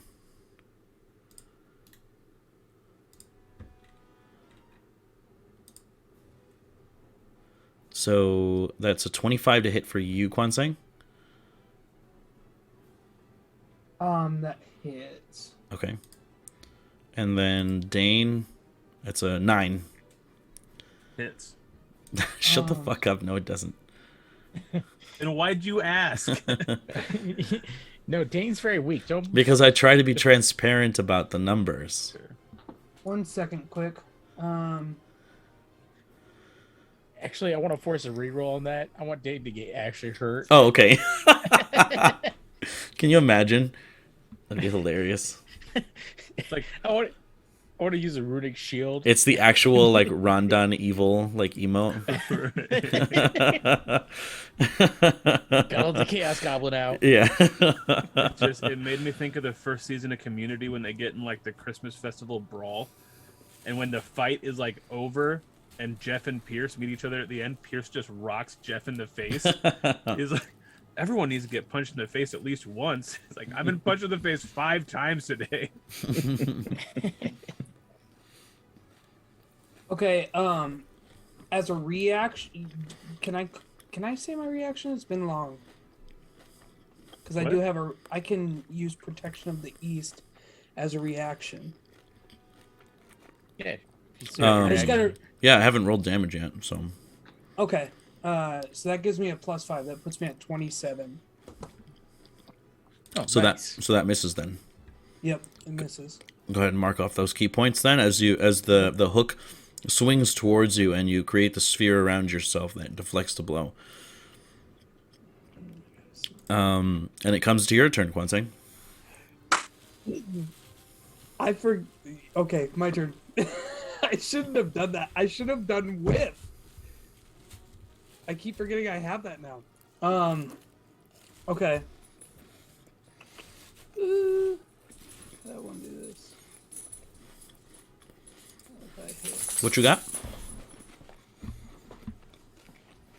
if I hit. Hold on here. If I hit here. Oh, Judas. So I move. Which.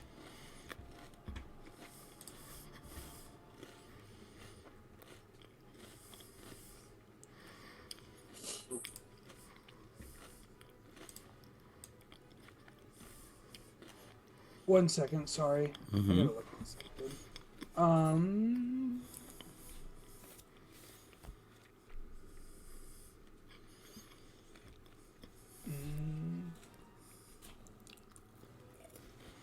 Okay.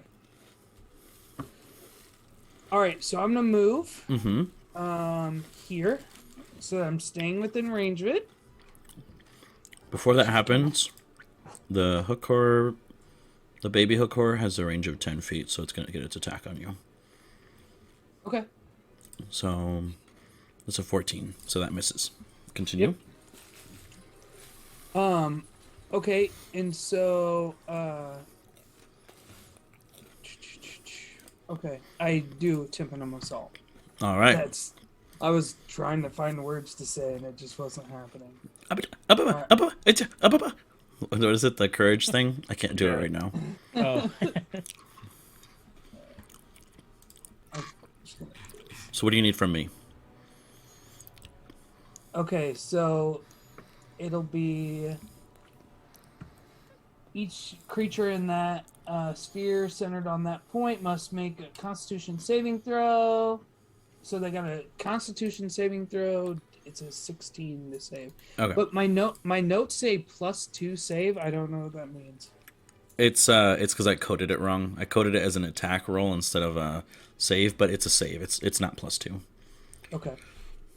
It's just the rolls. So let's see. We got one little one, and then we've got 2 adults, right? Yep. So the baby rolled a 22. That's a natural 20, actually. Wow. And then the big ones, 16 and 14. So if they tie the con save, they save, right? They succeed, yep. Okay, so just one of them takes 20, whichever one was the 14. The other 2 take 10, and then the one that took 20 is deafened as well. 10. So and then the other one rolled a natural 20, so it takes... Oh, that's right. 5. Yeah. So what you see is, you see me back up, get swung at, he misses, I stick my staff into the ground, and I crawl up it, kind of like, I think of like a monkey, and I get to the top of it, and I open my hand, and this ball of air creates in my hand, and then I smash it, and you see an assault happen. All right. That's an assault! Oh, damn! And it sends all kinds of debris and rocks and other kinds of pieces of matter scattering around from the center of that sphere. Heck yeah. He gets a bonus action attack also? I think so, yeah. Yeah. An unarmed attack. Which because that other one swung at me, so I clapped my hand, and I'm actually going to pretend that it swung at me after I did that, and I'm going to turn around. I'm just going to blast a quick little piece of air at it. Okay.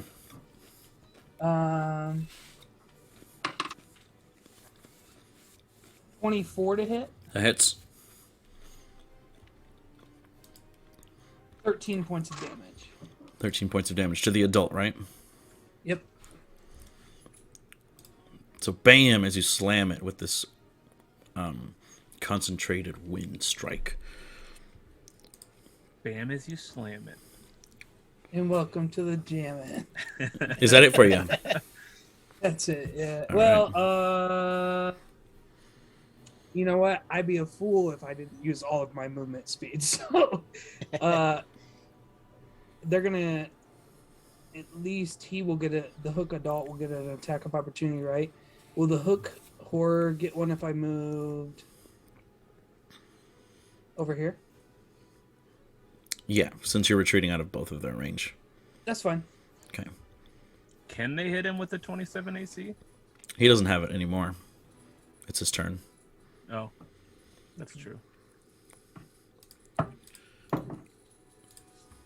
Let's see. So the adult will take a swing. That's a natural 1. And the little one, that's a 22 exactly. So the little one gets a hit on you. Doesn't have damage as bad as the big one, though, so... It's 5 points of slashing, or no, piercing damage. Okay. And I need a concentration check from you. One second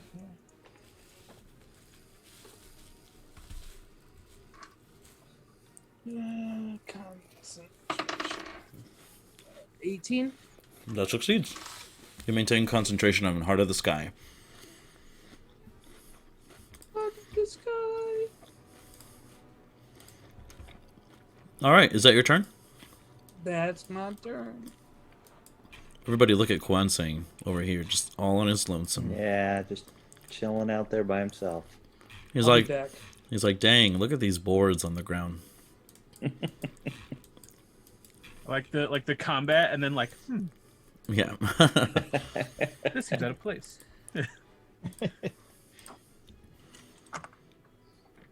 All right, so that brings us to the little hook horror here. It's going to move to the closest target, which is Rondon here. And it's going to try to hit ya. Try. He goes, meep. And it swings with a 21 to hit. Just hits. 21's my AC. All right. It finds a break in the armor, and it just sticks its bone claw in and just scratches you real bad for 6 points of damage. And it gets halved to 3 because of my heal rune. True.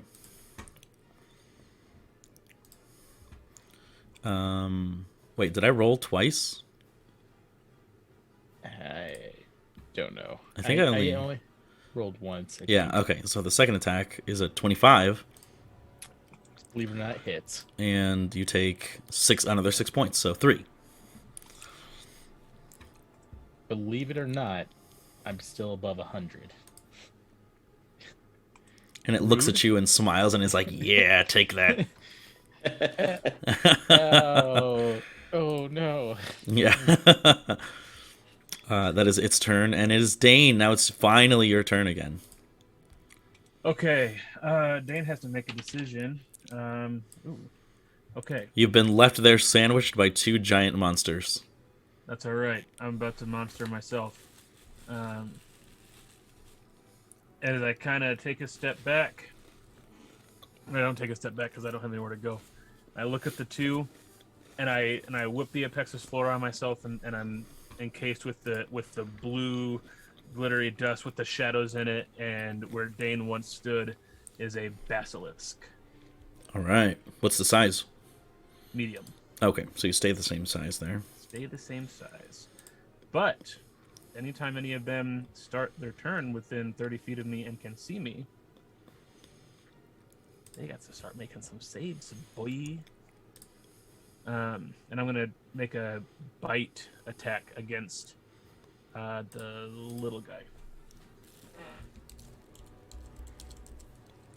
Go ahead. And that just rolled all the way off the table, so try again. That is a 15 to hit. 15 is exactly what you need. Perfect. So, To the little one, right? the little one, yes. Mhm. And that is 11 piercing. I'm sorry, 14 piercing. Okay. and 11 poison. I rolled a 5 and a 6 for both my 2d6s. So that's nice. 11 poison. Holy buckets. As you bite into it, you can feel like the crunching of its hard exterior as it screams out, and the adult looks very angry. I'll turn back and look at it with like the blood dripping off of my reptilian teeth and the blue like fire like trailing back from the eyes. Ooh. All right. Is that your turn? Yes. Well, let me move just briefly. Okay. Right up here.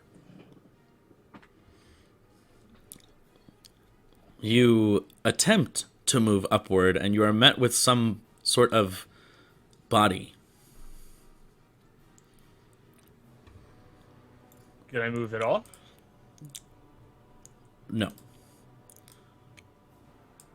So you attempt to move up, and you are met with some sort of invisible force. Can I scoop my head down and put him on my back? Do you allow this, Eric? Yeah, absolutely. Sure. I saw him transform. I know who this is. Fuck it. Yeah. So, you pick up Eric. Can I still move then if Yeah, that's fine. he's no longer in the way? Okay. Yeah. And I'll end my turn there. I'm gonna leave myself where I am just so we can see both tokens, but I'm really in Dane's space now, Sure. right? Yeah. Yep. Okay. All right. So it comes to this larger adult hook horror. If it can see me, I need a save. It's interesting because it doesn't actually seem to look at you at all, but it knows where you are. I'm gonna meta. It's deafened, so it can't. Oh. Let's see. Is it blind sense or tremor sense?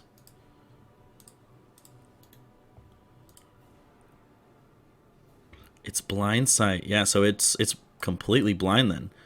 It's just going to run up here. I think they have dark vision and blind sight. It's only 10 feet though, so he wouldn't be able to see you at all. From like, let me see, where was he here? 5, 10, yeah, you're 15 feet away. He wouldn't be able to see you. Got it.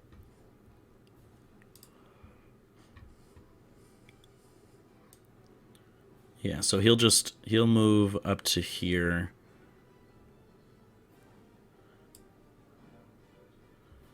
And actually at this point, if he was here, he would be able to see you. So, con save, right? Yes, please. Okay. That's a 16. That's a success. Okay. So then it will advance toward you. And it will strike. It's an 11 to hit. Misses. And a 24 to hit. Misses. You take 12 points of piercing damage from the one set of hooks. 12 points. Got it. And it is now the baby. The baby. It's going to run up to where you are, Dane, since you're the closest thing to it, and Eric's token's just like... Yeah, sorry. I'm gonna put you over here. Yeah, there we go. Okay. All right, and it's gonna strike out at you, Dane. Okay. Okay, so that is going to be 21 to hit. Hits. And the second attack is going to be a 22 to hit. Hits. So the first attack deals 8 points of damage, and the second one deals 5 points of damage. Got it. All right, and it comes to Eric. You are on Dane. Okay, so I'm just full of questions here. Yes. First question, I can see Dane. Correct. Do I need to make the Constitution? No, because he forces people to. So it's like Got it. Yeah. Okay. Second, how big is the baby hook horror here? It's about 6 to 7 feet tall. Oh, okay. Okay. Taller than I was thinking. Mm-hmm. All right. In that case, I'm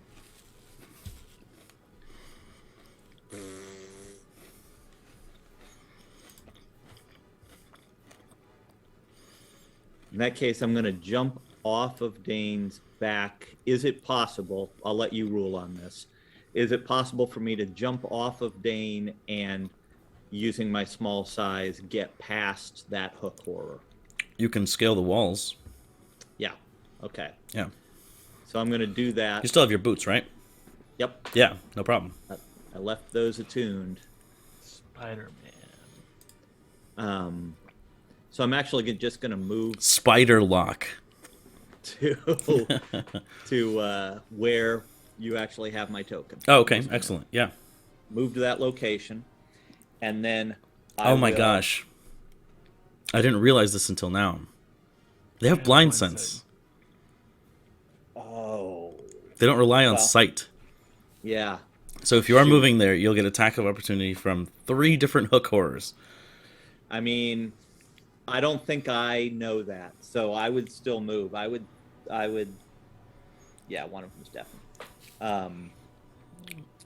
Well, it's deafened, but it still can see 10 feet away, which is where Eric would But he's be. invisible. Oh, true. Jesus, there's so many fucking layers. I know, right? So 2 different hook horrors, yeah. Because I haven't caught on to the fact that they still know where I am. I'm still going to take that move. Okay. All right. So from the adult, let's see if that hits. It's a 22 to hit, Yep. and from the Bab, it's a 12. No. So the larger hook horror swings out its bony hooks and only deals 7 points of damage. It's fairly low. All right.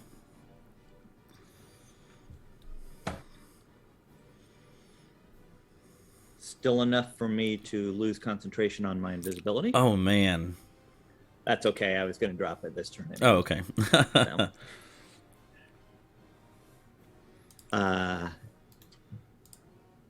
So, oh, you already did it. I was just about to do that. I got you.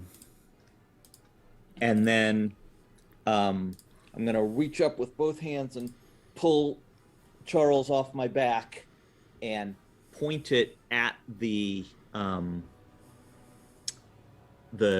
baby.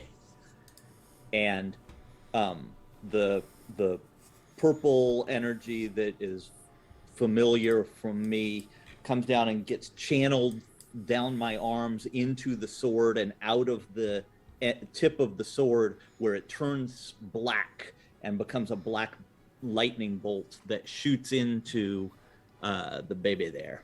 Okay, so go ahead and just make a ranged spell attack. Okay. And I am the purple glow is my indication that I am channeling a spell slot into this as well. Oh, excellent. Okay. I'm going to re-roll my nat 1. Goodness gracious, Mike. And that's I'm going to use Dark One's luck. Dark One's luck.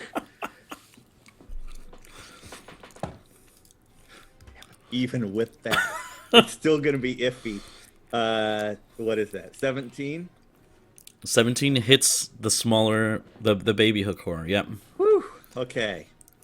So, with the spell slot thrown into it, that is 13 points of damage. Wait, you're using a spell slot, right? Yes. So that was So what level is that spell slot? 5th. So I think I made it a little bit weird to understand, but it's it's D10 per level of the spell slot. That's correct. Oh, I should have done this to one of the big boys. Okay. The only trade-off is that if it's Yeah, I know. Yeah. I know. All right. Well, so then that was 13 plus. Okay, so that's 15, 23, 25. One more. 28 total damage.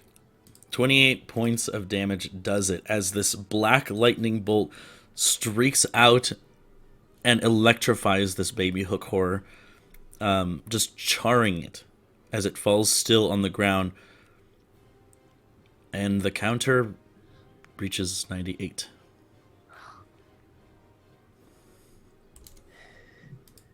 Attaway, Charles. We're a good team. So you can remove one of the charges from the sword on the Yep. item. Will do. There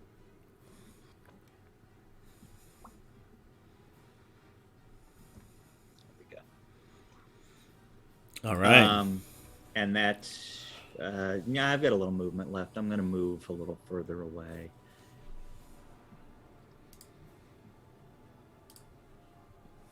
That's about as much as I have, though. Okay, that's it, for me. All right. And I think it's Rondon's turn. Yeah.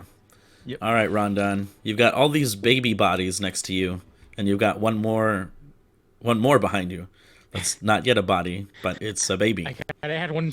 Gotta add one more to this pile. Yeah. I need to double check on something real quick because I can't remember all the runes I have. Oh, I just cracked my back, and now it hurts. It was like one of those bad ones. Oh, fuck. R.I.P., buddy. Yeah. Nice knowing you.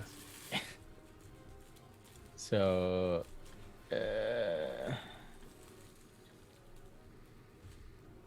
rune of critical strike.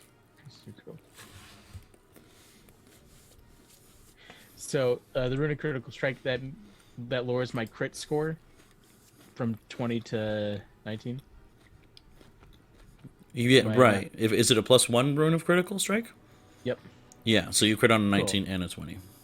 Cool. Then I crit on this baby. Excellent. So double damage for this guy. That's 11.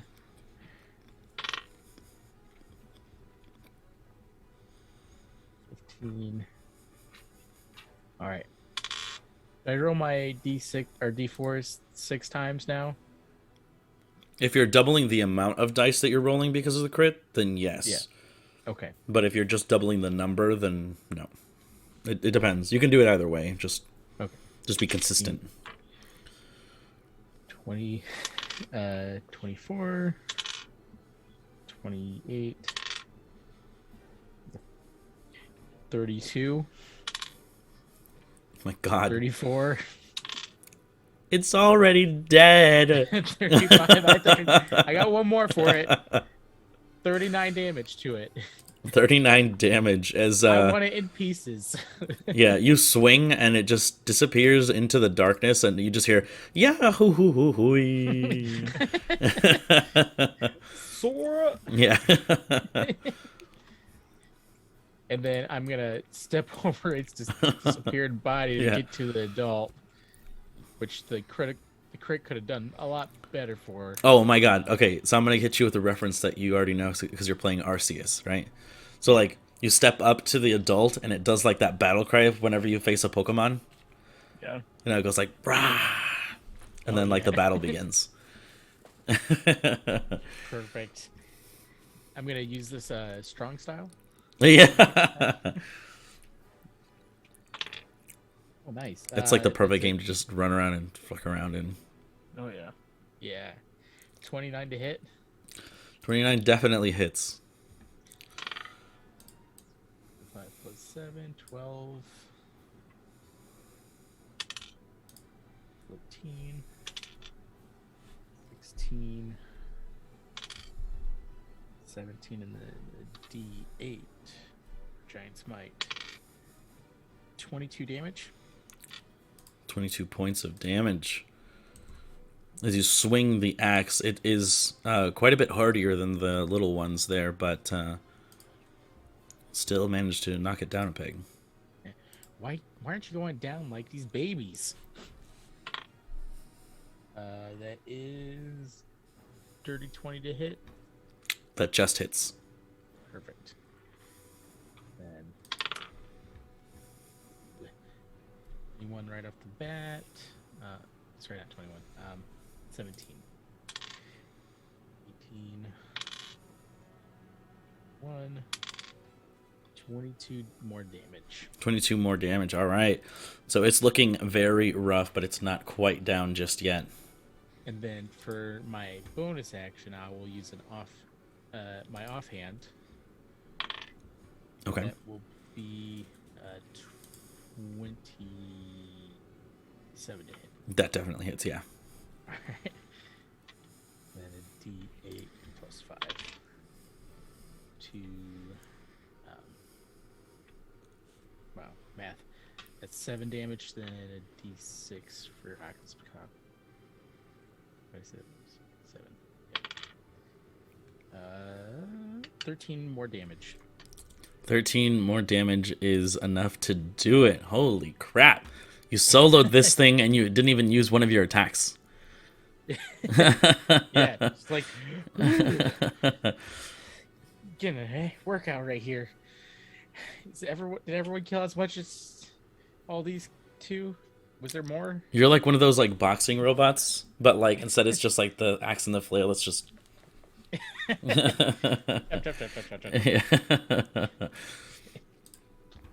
excellent. And so that just drops. Is that your turn then, Rondon? Yes, that's all of it. All right. Well, So sorry, I'll position myself Okay. better to move closer to Dane. There we go. all right, perfect. So it does come to the hook adult one here, and it is going to swing at Dane here, and it is the first attack is going to be a 23 to hit, Hits. and then it's going to swing once at Rondon, and that's going to be an 18 to hit. Misses. All right, so the one hit that it does get on you, Dane, that's only for 11 points of piercing damage. Got it.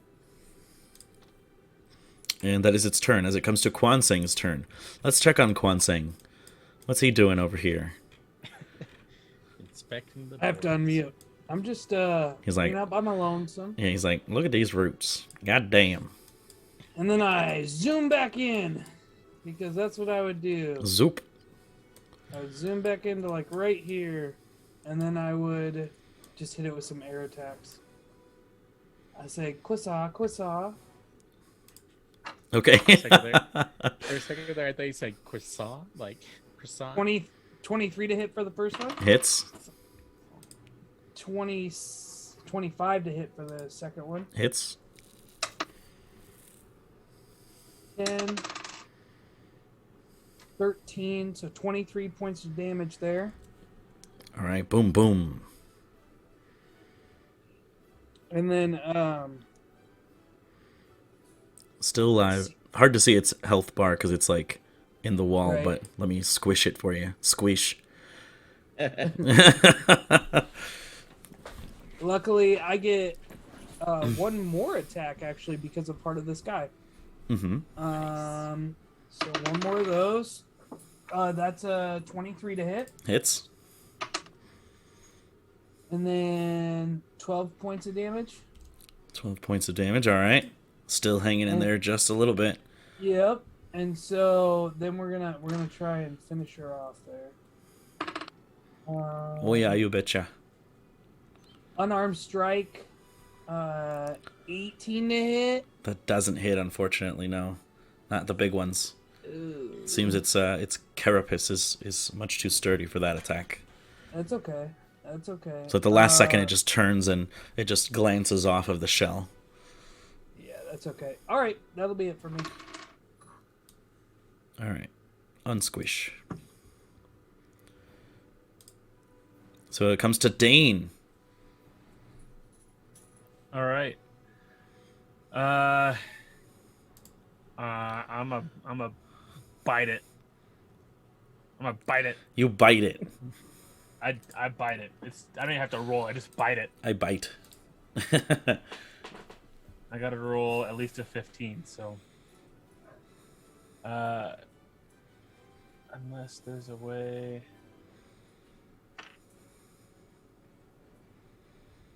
After fighting with Rondon for so long, You learn to despise him. I've learned to flank with him, I hope. Since he is large, does that count as the flanking space?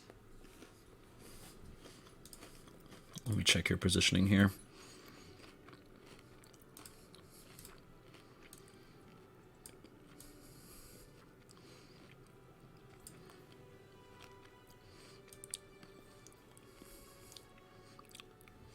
Yes, but only because he's big. Perfect. Then I'm going to roll this with advantage and hope one of them is above a 15. 10 and an 8, so the higher is a 15 for the attack roll.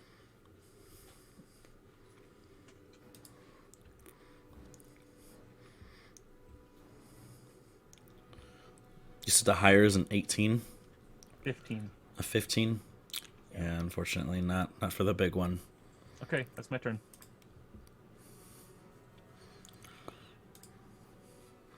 Eric, it's your turn. Already? Okay.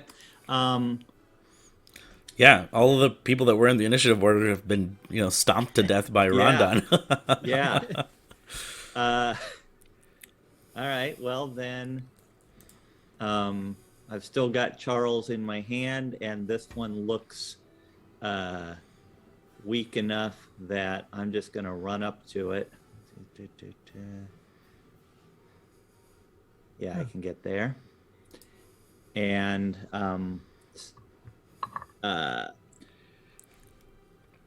Charles is in my hands as I'm still trying to, hold something this large, and it's going wow, wow, wow, wow, wow, wow, wow, wow, and I'm stabbing into him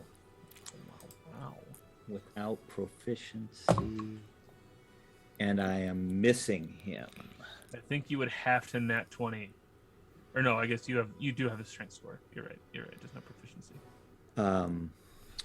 So yeah, that's a 8 to hit. Yeah, unfortunately, no. As just the weight of the weapon itself, like you bring it up and it just kind of falls on it, and it just dink. No, I'm real. Sorry, heft. Charles. I'll get better. I promise. And it's Yeah, that's it for me. okay, and it's Rondon's turn now. Dang straight it is. I'm gonna start wailing into this guy. Use Eric to beat the hook. The hook I adult. pick up Eric. He holds out Charles. It's a whole team event. I'll allow this if you really want to do it. I said it as a joke, but if you want to do it, fuck it. Eric, this is an opportunity of a lifetime. How would you like to be my sword? You hold out Charles. I got it. Let's do this. Pick up Eric. What's his hit DC? So you roll a d20 and you roll a d20, Mike. Okay. So an 18 on the die. I got a 12. Okay, and what's your strength modifier, Rondon? Plus 9. Yep, plus 9. Oh, modifier. Sorry. Plus five. 9? Oh shit! He can pick up mountains with one pinky. Yeah, plus 5. So that hits. All right. So how do you want to do damage here? So you use Rondon's strength score, but you roll the die. Okay. So it's the Okay. the D10 plus his strength score. Gotcha.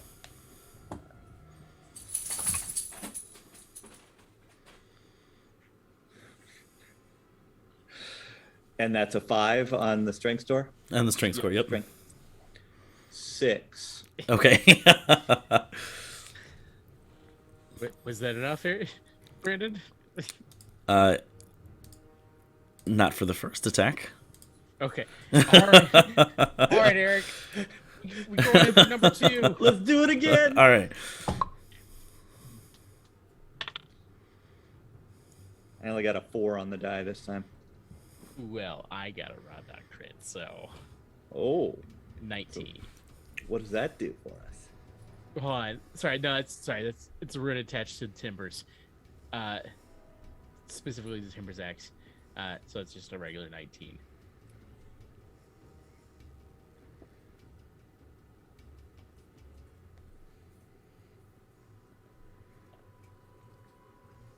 So, but the lower of those was a what? 4. 4 plus. Yeah, that one doesn't hit. No, you're rolling with disadvantage, by the way. Oh god. Yeah. Like, all right, Eric, I'm gonna put you down gently Yeah. and make my last attack with timber. This was better in my head, honestly. Okay. Yeah. 27. 27 hits.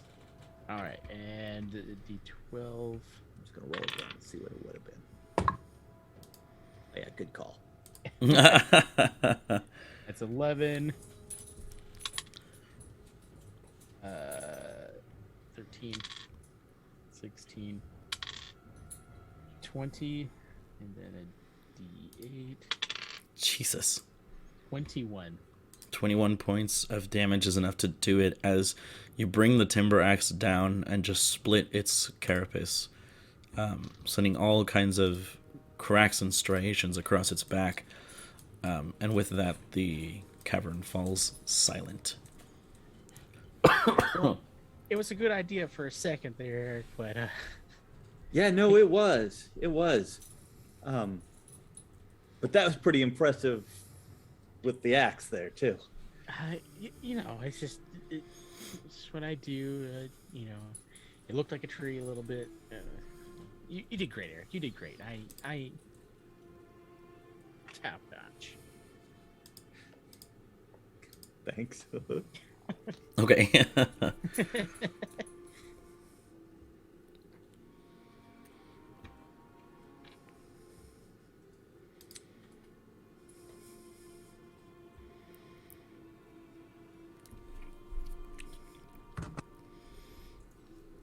But yes, the cavern falls silent.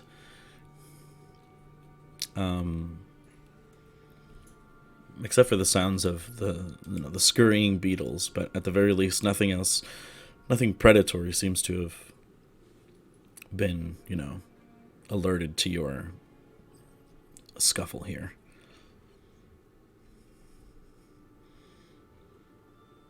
I will gain shape and look around to see if it seems like we are its first victims or if there are the remnants of other unfortunate souls. Sure, go ahead and make a survival check for me. As I'm looking, I'll give myself guidance. Plus 5. 16 total. As you're looking around, you can really only see the remains of, insectoid-like shells. Sure.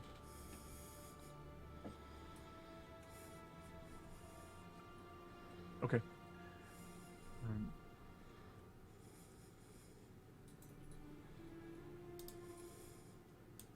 Doesn't seem there'll be much to find here. How's everyone doing? Well, let me just check all my wounds. Still north of 100 hit points. I think I'm pretty good. I don't know what that means. I actually feel better now than I did when we started. So this is great for me. I did loosen up his spine a little bit. Yeah, when flailing him around. Oh, right. Should be One thing? I feel fine.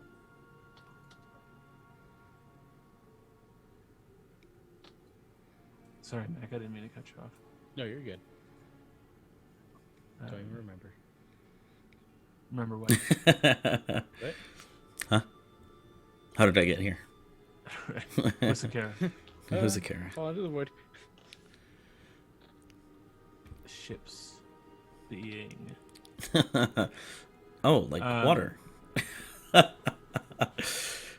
Which away? So we came from on the map the bottom right, correct? Correct. Okay.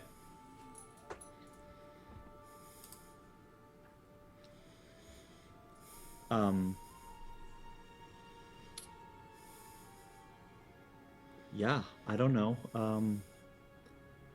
We're not seeing any signs of someone has left another candle or anything like that, right? As the battle, progressed, you did notice that there were candles specifically left over here on the top right and one on the bottom left. Well, That's right. that's where these things were. How did somebody leave these candles without... Oh, I should probably tell you guys, those webs I put to block those passages, yeah, those are gone. So if there's something else, it could be coming in behind us.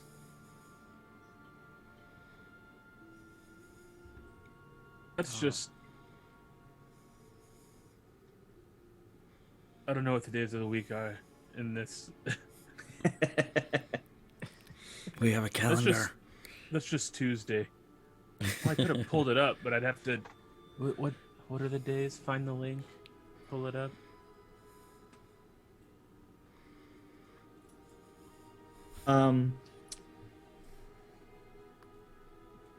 Let's... Oh, that's not me. Where am I in this? There I am. Let's come down this way, just because that's where the grown-ups were, and maybe they're nesting down there, and who knows what they may have used to line their nest. There you go. Agreed.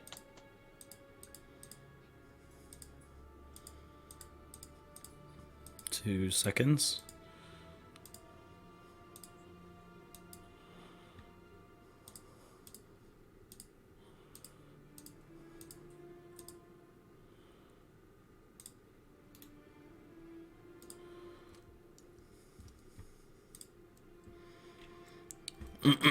So as you advance down to the bottom, you can see that there are like torn cloths, more discarded barrels and pieces of broken wood. You can see that chandelier, everything covered in, mostly covered in webs. And you can see that at the bottom left, there is an assortment of like plant fibers and all kinds of like matting material, where you could assume there was or is a nest.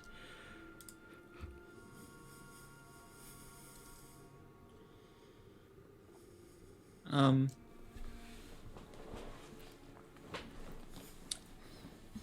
use Charles to just sort of poke around in there a little bit and kind of stir things just to see if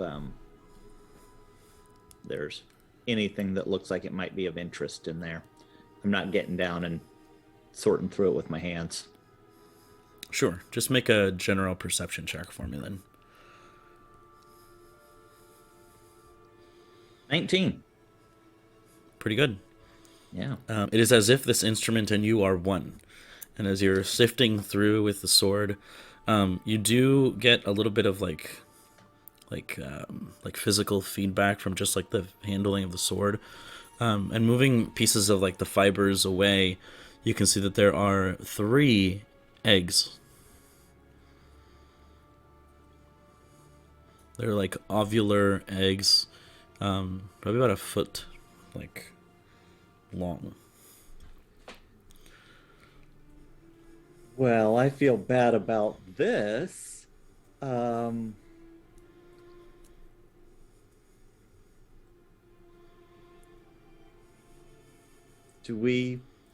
looking to the rest of the group. Do we get rid of these? Well, it's either that or I can take care of them. But we also know what happened last time we tried to take care of an egg. Yeah, well, so it's the same result in the end. Yeah.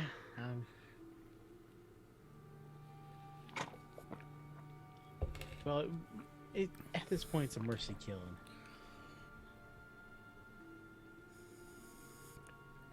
So I'm going to take one of the eggs and just kind of take my hatchet and just slash it in half. Each one of them? I mean, at least one. I'll let the others 2 just be decided. Y'all gonna join me? I can't be the only one killing these babies. Yeah, I guess I'll do one of them as well. Were you going to say something, Although Dane?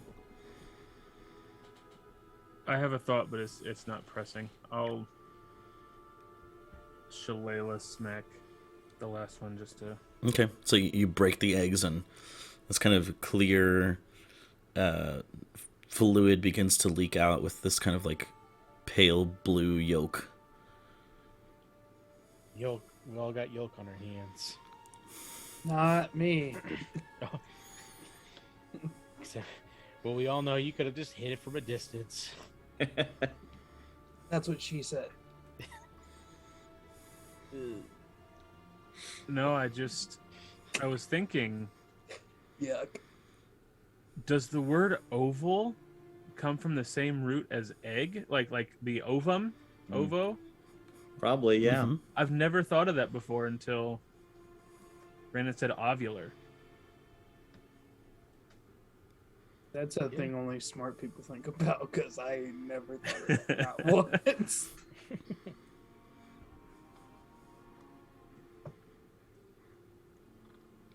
Anyways. Anyways. All right. It's gonna So keep me up tonight. So this, hang it. This is another lit candle. Correct. I'm gonna pick it up and take it with me. Okay. I will poke down here, and it seems it just loops around. That's correct. Okay. I come up behind Kwansing and I scare him. You're terrified.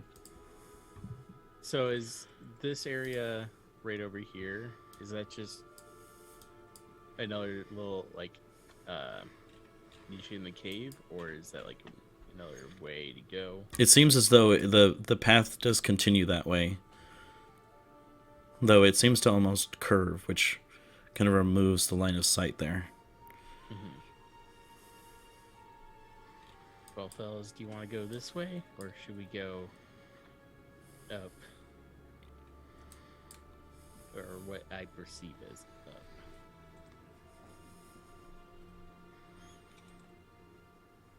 I have, I guess, no idea which way's a better way, so I'll just follow you, Rondon. All right, well, let's take this curve then. Drew, are you up looking at something? I just moved myself up there, yeah.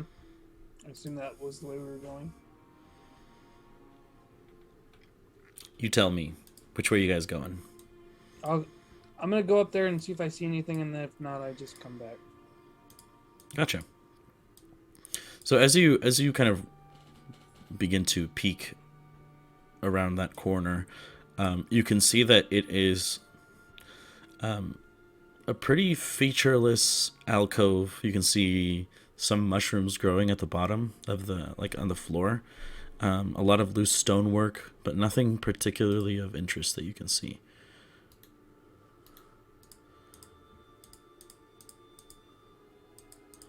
Does it look like it keeps going? Nope, it just ends. Let's Okay.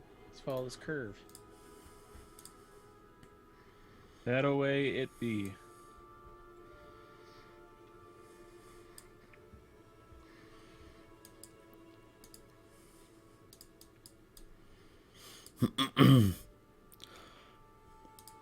So as you follow that curve, you can see this very faint, once again, like firelight, like the same kind of glow that the candles have been giving.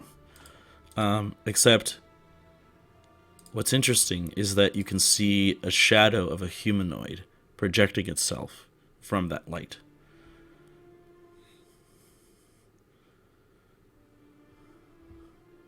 I think this is the part where we're supposed to get quiet and sneak up. About how far away? Maybe 10 feet away, 15, something like that. Oh, So there's a curve so that we can see the shadow, but not the humanoid. That's correct. Gotcha. I'm going to go ahead and set that candle back down wherever we happen to be at this moment.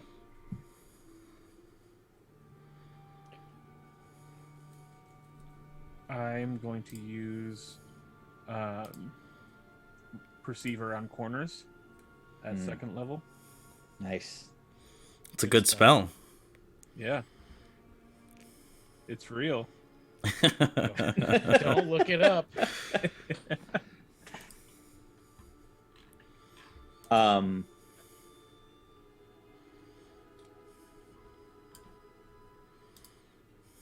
going to be tough to tell with a shadow, I know, but do I think there's any chance it's Sybil's shape?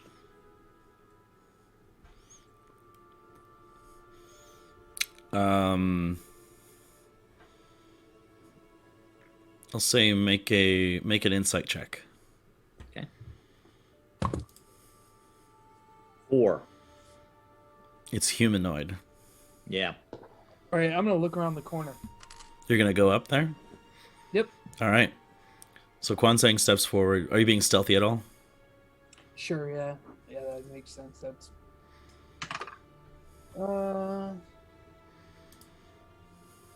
31. 31. Is the plus 10 still a thing? No, that's been gone for a little bit now. Okay, because then it would have been 41. That'd have been nuts. That's some Tichondrius numbers.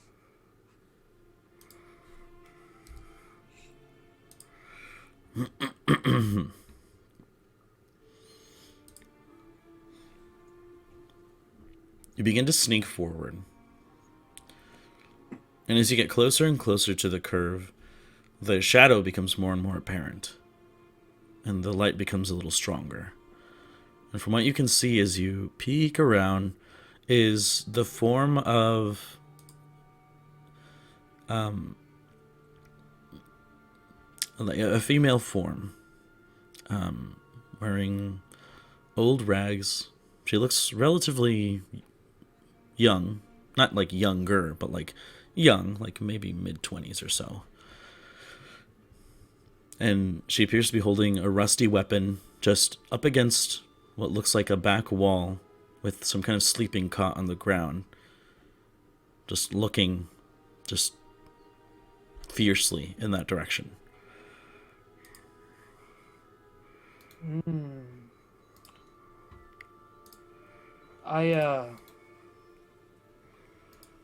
Is she holding the rusty sword or is it leaned up? She's holding it, almost like... I yell back to everybody and I say, "It's just a girl. A young woman, it seems.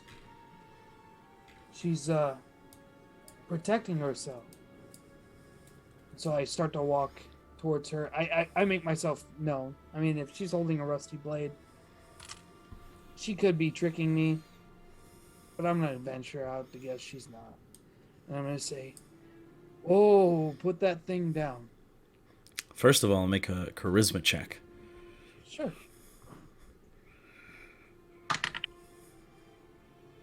22. Charisma check? Oh, which one's checking it? Just add your charisma bonus. Just D20 plus charisma. Oh, that bonus. was saving throw. Okay, so then 20. I rolled an 18 Holy shit. plus 2. You can see that as you walk up, you present a very very personable, very harmless appearance. You can see that she kind of eyes you warily and places the sword, not letting go of it, but she lets the sword blade kind of touch the ground. I say, "How did you get down here? Especially with all those creatures that we had to take out." That who are you? How did you get here? Oh, I'm Kwanseng. The people behind me, they're the Order of Starlight.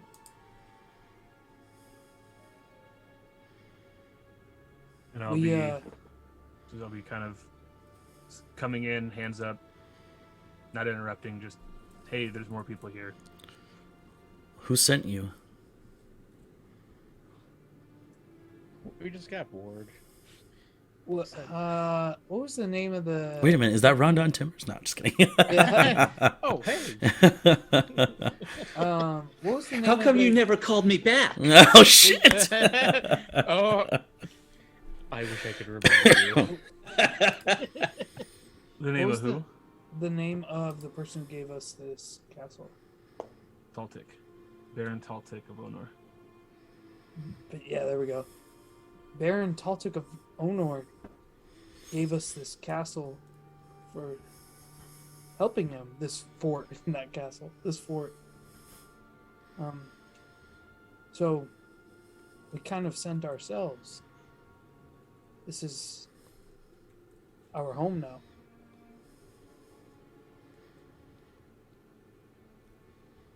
These are the dungeons beneath the fort, correct?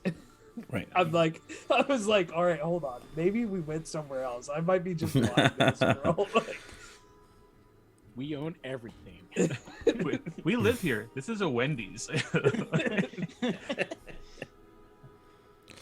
Oh, that explains the pulsing blue orb. And what is it that you want? It's kind of an odd question. Well, right now we just want you to feel safe. We're not here to hurt anybody. We were looking through the place we were given.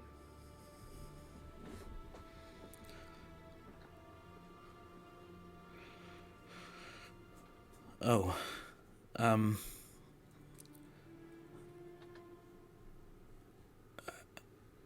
I see. I'll take my leave then. And she begins to walk. Kind of. Does she look like she's weak? Not particularly. Okay. What was your name? What? Okay. There's a lot of questions. If I'm honest, you can leave. But how'd you get stuck down here? I didn't get stuck. I chose to be here. Well, that rusty sword makes me think you've been here a while, and the way you were holding it, looked like you were protecting yourself from those beasts, or were they your friends? We've lived alongside each other for many years now. Hmm. Maybe you should wait. We gotta clean up.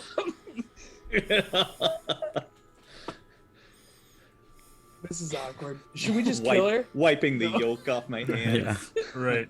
Ugh. Drinking from the egg, like. I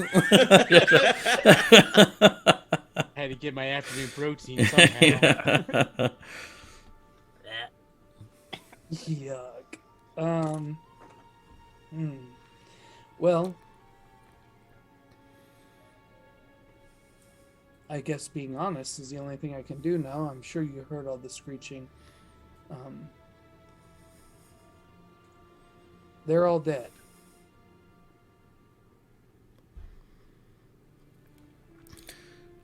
I see. So if you leave, I just want you to know, as you walk out, you will see them. I don't fault you for what you did. I know that they are simple creatures. To be honest, it took me a while for them to get as close to me as they did, but I can hardly call that companionship. So why did you choose to be down here? That's none of your concern.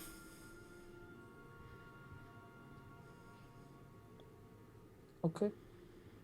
Well, Are To you, live here, you got to pay rent. are you familiar with all of these tunnels? That's a good question. Some. There's a lot that have barred access.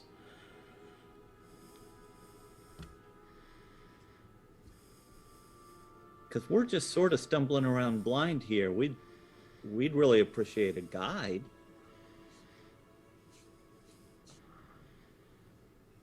might earn you a meal or two if you're willing to help out.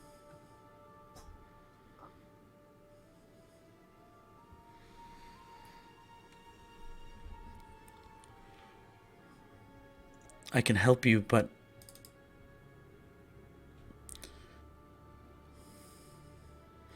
this will seem strange of me to ask, but it is the only condition that I hold. I can help you navigate around, but I need your protection. And I cannot answer from whom. You're right. Yeah. That is odd. Could you at least tell us how powerful whom is? Give us a combat level rating. Well, yeah, like are we? I look at Rundown. I'm like, I mean, we gotta know numbers, right? Yeah. I can't read worth a lick, but numbers are my game. I don't need you to fight them. I just need you to keep me hidden. Oh, okay. Yeah. But we're talking about if we get caught. Suddenly, Quan Sing is no longer like gentle. He's like, I gotta know. Like, Is I've this been in a house fire before. Is this someone that we should be afraid of as well? Are they down here? No, they're not down here. Then, okay, hold. When you say protect you, do you mean let you stay here?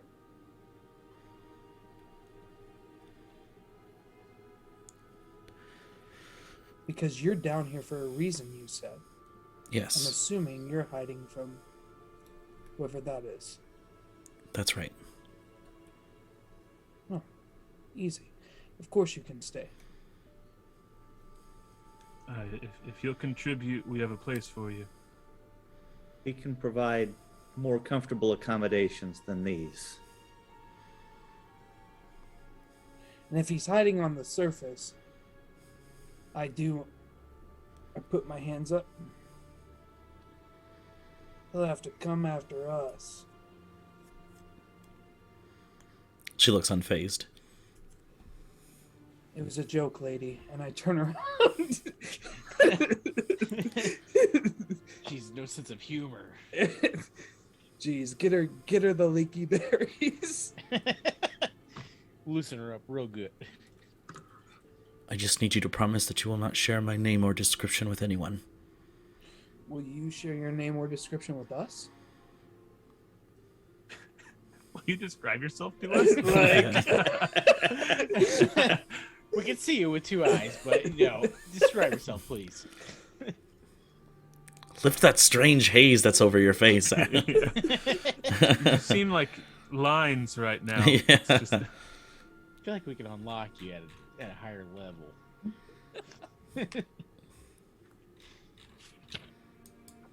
We just tucked and rolled all the way up the mountain, and now we're way past where we're supposed to be. I caught a level. This is way off topic. I caught a level 42 Stantler today, and all of my Pokemon are like level 16. Nice. I think a name was the last question before we got Yeah, really sidetracked. name. Yep. Sorry. Will you tell us your name? She looks down and closes her eyes and then looks back up to you and she says, "My name is Valina." Gotcha. Put him up. We're the police. Yeah. Whom sent us? That's so dumb. That's good. I'm so sorry. Valina. Is that your full name, Valina? Yes. And where do you come from? Dane, with your passive insight, you can tell that she is getting more and more uncomfortable with this line of questioning. Sure. Konseng, let's give her a rest for now.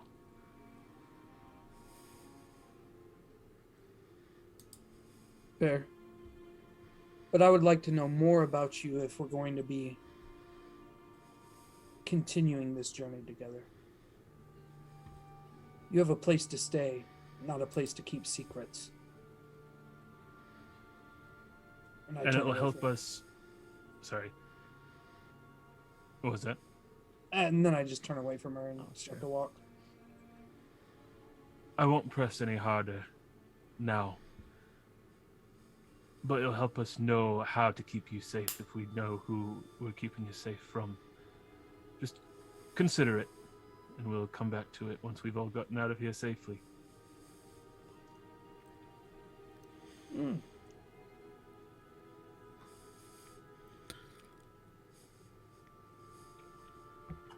Very well.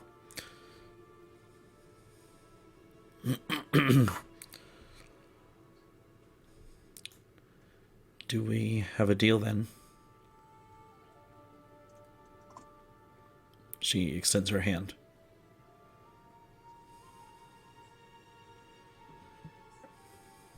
Well, you gotta deal with me, and I grab her hand. Now these other yahoos gotta convince them too, I guess. Are you still giant sized? No, it only lasts a minute, so. Ah, okay. So, Picturing Rondon, her hand just... you step forward and you can see that you reach for her hand and you can see this vague silhouette of a hunched over hag-like form standing not where she is, but standing beside you, almost standing in between where the handshake would take place. It's a magical deal, Rondon. The only kind of deals I make, I guess. Hello?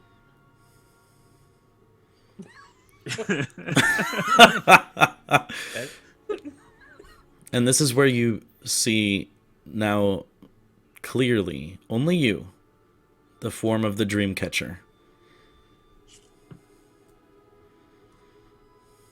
Ah, it's been a minute since seeing you. You can see Valina like looks around, like trying to see who you're talking to. Oh, sorry, old friend. How's it going, Dreamcatcher? What you up to? Oh, on my lunch break now. Oh, nuts! What did they give you, a 30?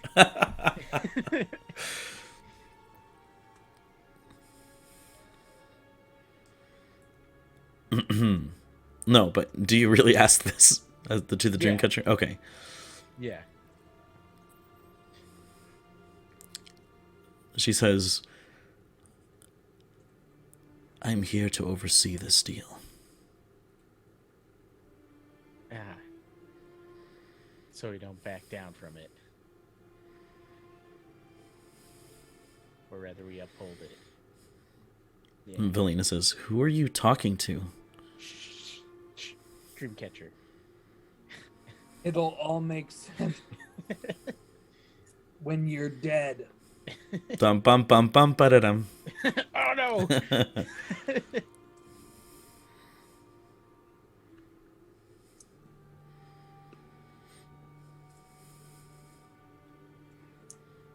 Do we hear him talking to the Dreamcatcher? Yeah, you hear him speaking aloud. Okay.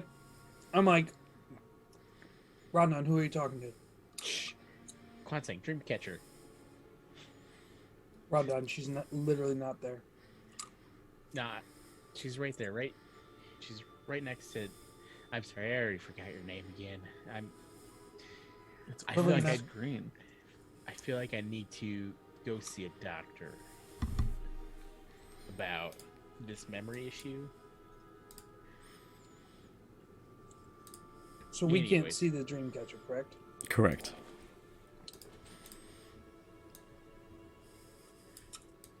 Do I feel like Rondon's losing his marbles? Perhaps. I mean, always, but yes. Hearing about the Dreamcatcher, I'm gonna kind of rush into that space and looking around. Dreamcatcher, Hagra, are you really with us?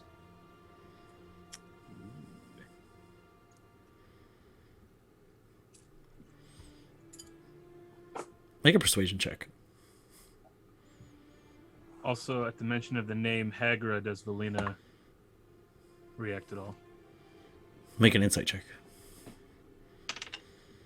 10. And Dane? 25.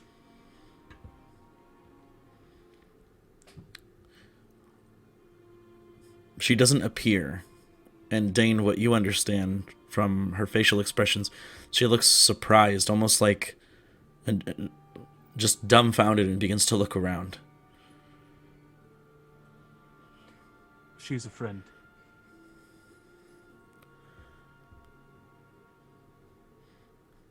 Of sorts. Well, she's a friend of mine, but I didn't know about yours. You can see that she, from like some kind of hidden, like a hidden collar from like her raggedy shirt, she pulls out a symbol of what looks like two, like almost like nearly skeletal hands bringing like their hands together like this. What does that mean? It's her holy symbol.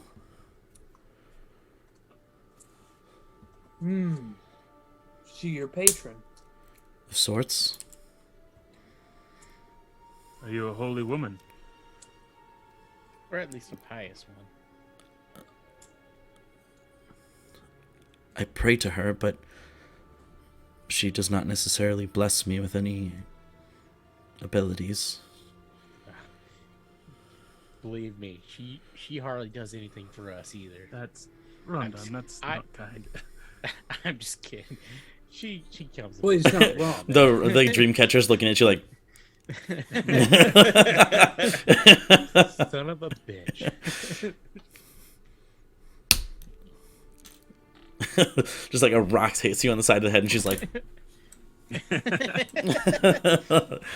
So what is she saying, Rhonda? Well, she just wants to overlook this deal. But she's being very vague about it. I make eye contact with Belina. If the dream catcher is who you pray to, and she wants to oversee this deal. I pray to no dream catcher. Sorry, that's a nickname with her. Yeah, I we guess, call it as we of call now. her dream catcher because it was way better than that dumb. What do they teach you at the Mount of the Serpent Flower, Kwansang? That dumbass howl over there. Everyone talks like that. Yeah. Sorry, what was her name again? Hagrid. Hagra. Hagrid. Hagrid. It's Not Hagrid. it's technically Hagra. Ah, son of a gun. All right. No, Hagra. that was funnier to me than it was to any of you. What was Zoth's name before that you thought it was? What was it? Me? Calling him Voth. Voth, that's Yeah. right, yeah. Yeah. I don't know why I was like thinking like moth, but that didn't really sound right.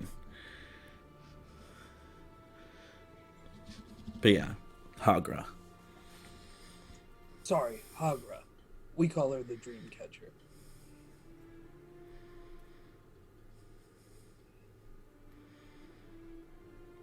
I can't remember why I was talking to you about this.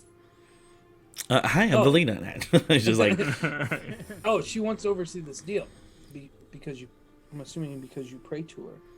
She must be interested. But that also tells me, Belina, that there's more to you than we know right now. and I'm sure that's same is true for all of you. Nah, what you see is what you get. Yeah, we don't have... The dream catcher like now like puts her hands on her hips and looks at all of you like. So here's the deal. It's a word of mouth deal for now. We'll protect you, but I ain't getting into no dream catcher nonsense. I say that a lot more formal. That's how druids say it. I say that with all the formalities and I like your style, man. Oh boy. Agra has helped us in some pretty tight situations. So if you are someone that she takes interest in and looks after, I'm inclined to trust you. And if I don't know if Rondon and she are still clasping hands or not, but I'll reach up and put my hand on. Haven't really let go. Just been holding on to your hand while talking to Hogred. All right. So then, as the three of you meet hands, you can now see the dream catcher, Eric, and you can actually see these almost like these golden chains suddenly appear over the three hands, and then disappear. Almost like they, and then they disappeared. Well, it looks like if I die, you die, Eric. yeah, you guys have a bad habit of making deals. Well, yes. I mean, I can't argue that, yeah, I've entered into some deals that maybe I didn't think through ahead of time.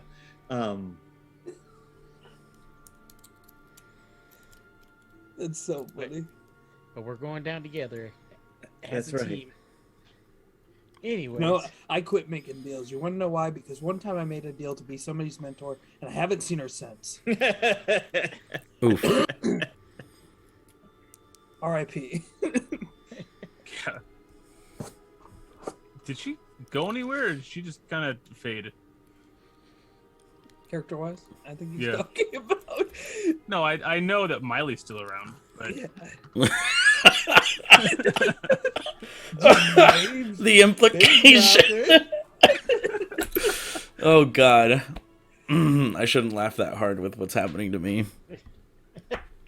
That was just too funny, though.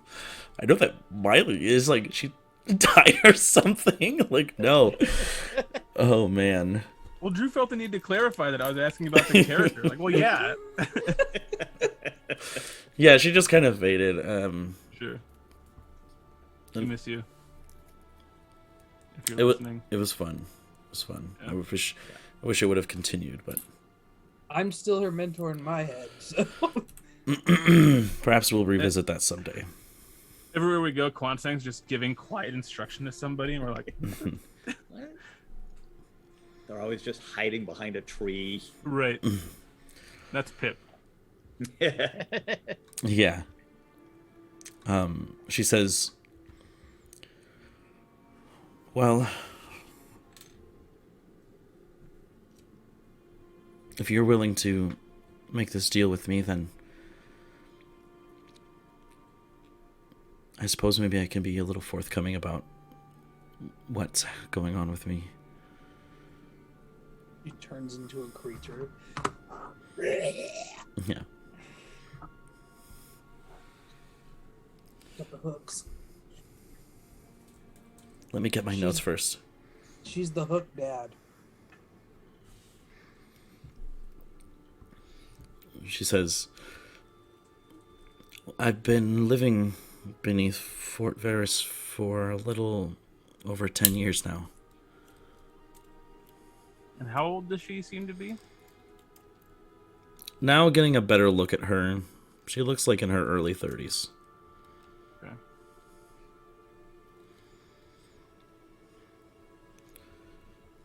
I'm originally from Tenebrium. I actually worked for several years as an enchanter. You can see her kind of like stumbling a little. Like stumbling, like over her words, or like her. Over her countenance. words, like she doesn't know how to phrase things. Like, Sure. She hasn't spoken to anybody in God knows how long. right. Probably at least a day or two. Yeah. I worked for the largest enchanting and distributing company up there. I mean, I'm sure everyone's familiar with the name William Harlow. Did you work directly for Harlow? A bit. I was actually quite talented. And I loved my work, but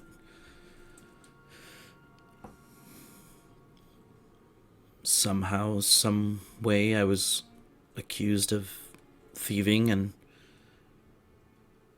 selling unauthorized weapons and dealing, and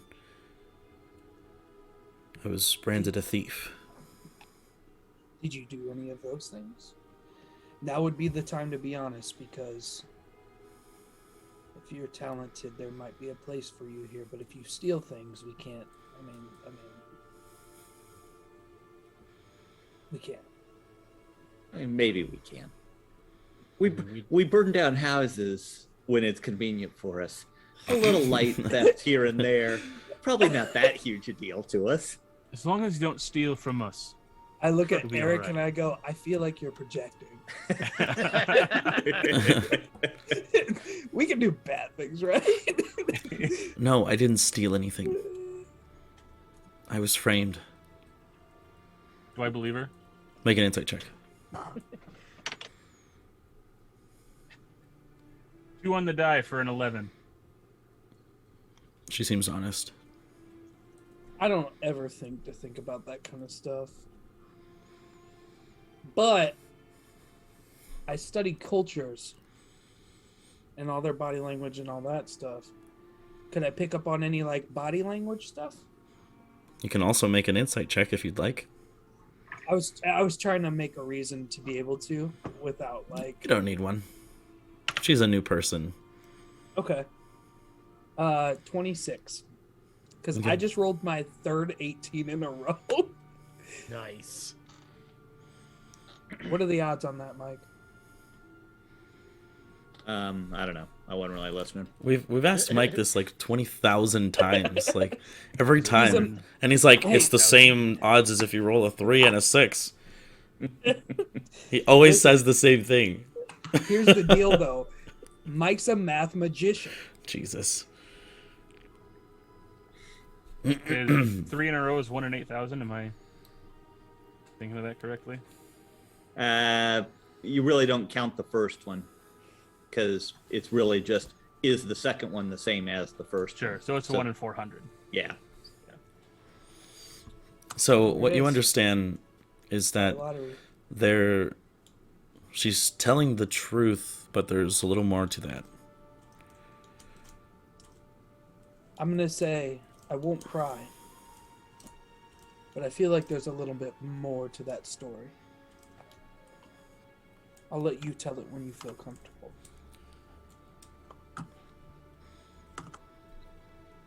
Because I'm an insight magician.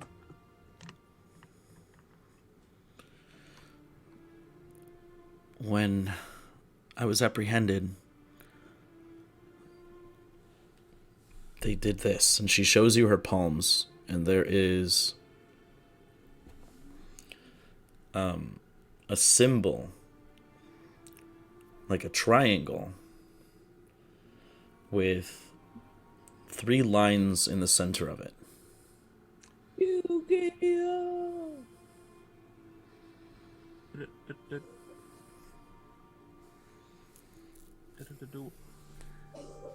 A triangle with 3 lines in it. Wait, Like the alchemist symbol for Earth. that's how it. That might be just one line. I think that. Is it like a brand? It is a brand, yes. Someone with high history could probably ask. Yeah, I don't have the appropriate skill to discern what that is. Maybe someone world traveled. Me? Is that what you're saying? Oh, you're. I'm glad you're volunteering, Drew. I was looking up alchemist triangle with lines because I was like, I feel like I've seen that before. Okay. Could I guess would that be? I could maybe do a religion check to see if that like lines up with any gods or anything like that that I'm aware of. I'm proficient in religion. This would I'm also be proficient in history. So. this would be an Arcana check. Okay, then yeah, that's not me. That's not me. Can't we just ask her? What is that? What does that symbol mean? I'm so glad you asked instead of assuming and giving all this conjecture, because I have all the knowledge of this because it happened to me firsthand. Yeah. Well, and secondhand. As she's speaking, Dane chimes in. I'm pretty sure it means that the way that her hands are pointing is the direction of her heart's true desire. It's so funny I how think you it means guys she's a overthink it, and Virgo. Mike is just like, why don't you just fucking ask her? Right. Too easy. But then I don't get the satisfaction of my character just knowing it. Mm-hmm. She's probably a Capricorn moon and a Sun Virgo. I don't know what that means. She says,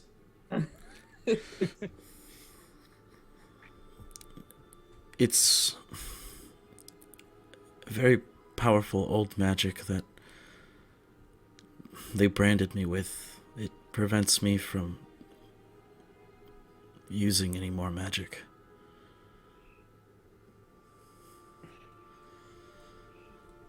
They took away the one thing that I loved to do in this world. The one thing I was good at. I think we have some people that might be able to help you get it back. I don't want to make promises. I just feel like we know enough people that we might be able to figure something out. If oh, go on, Mike. No, I agree. Maybe not right this second, but with time, I think we can remove that. Well, I'm wondering if we are able to resolve it now. Would you be able to help us as we continue to travel?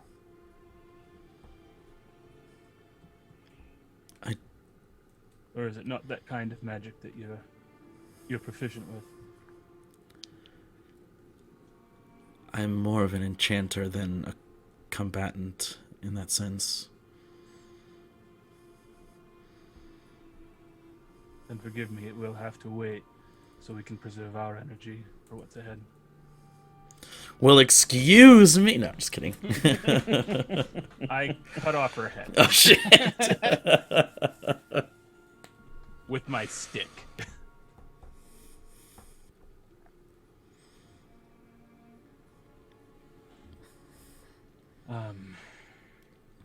So what is it that you're looking to do here?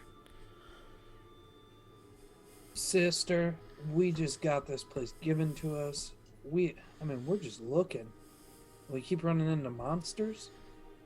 Yeah, before we really settle into residence here and perhaps bring other people to the fort, we want to make sure that it's safe and that there aren't creatures like these that we just met that could come up and endanger us or anyone else that we bring in. They'll have to sign a contract, of course, but just in case, we don't want our insurance company to come after us. It's just a big deal. That's a thing that we have. I don't think I follow. Listen, you don't have to. My name's Burt Macklin, FBI. We'd like to ask you a couple questions. No, we just, like Eric said, we want to know what's here. Also, it is worth noting, I know you didn't want to tell us the name of the person that's after you, but if after all of this you decide to stay, it might be worth telling us so we don't invite him to live here, or her, on accident. Oh, I apologize if I wasn't clear. Their name is William Harlow. Oh, easy peasy. Everybody breaks the fourth wall and looks at us. Like, The Dreamcatcher's still like... No, she's vanished. She's vanished at this point. somewhere in one of my notebooks is why I have to go see William Harlow. I can't remember. Priscilla, who ran the magic store in Berkshire. That's right. Asked you to go. She needed something to do with her weapons. She wanted to restock, maybe? Yeah, Needed to reestablish the relationship with her supplier. right. Gotcha. Okay. Yeah, we'll keep him away from you.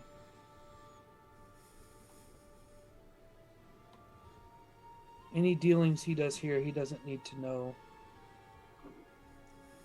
that Valina is a part of this house. It's been 10 years. Do you really think he's still looking for you?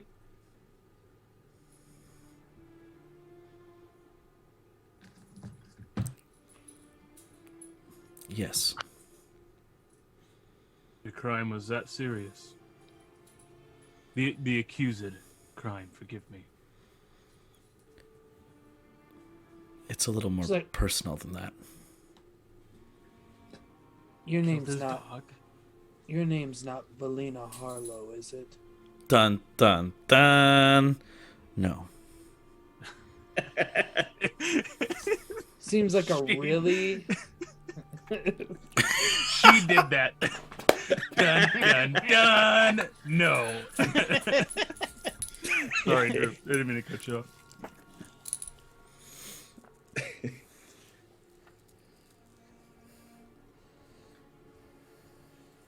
So it's not Valina Harlow. Wait, inside. Was she lying? Go ahead. It's not as good. It's a 13 plus 8, 21. She seems honest. Honest chin.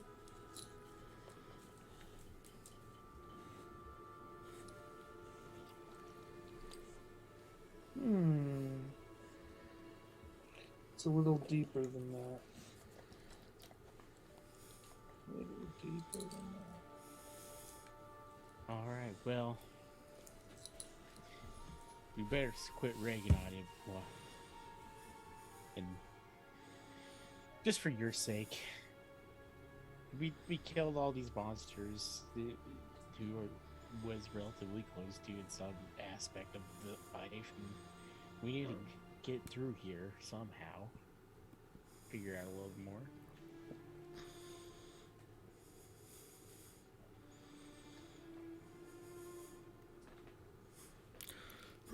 Have any questions at Breaker? I'm going to note it for later. Yeah. There was something strange that happened maybe a day ago. I don't suppose it had something to do with you all. It almost certainly did. Do you elaborate? I mean, usually it does. On accident. What was it? It was a strange tremor. I had never experienced something like that before. Yeah, that was us.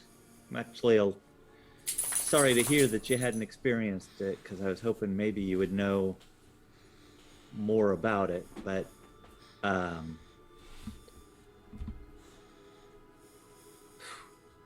you've been down here so long, you probably don't know about the sky, do you?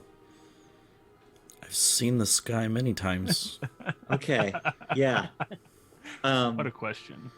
So But recently.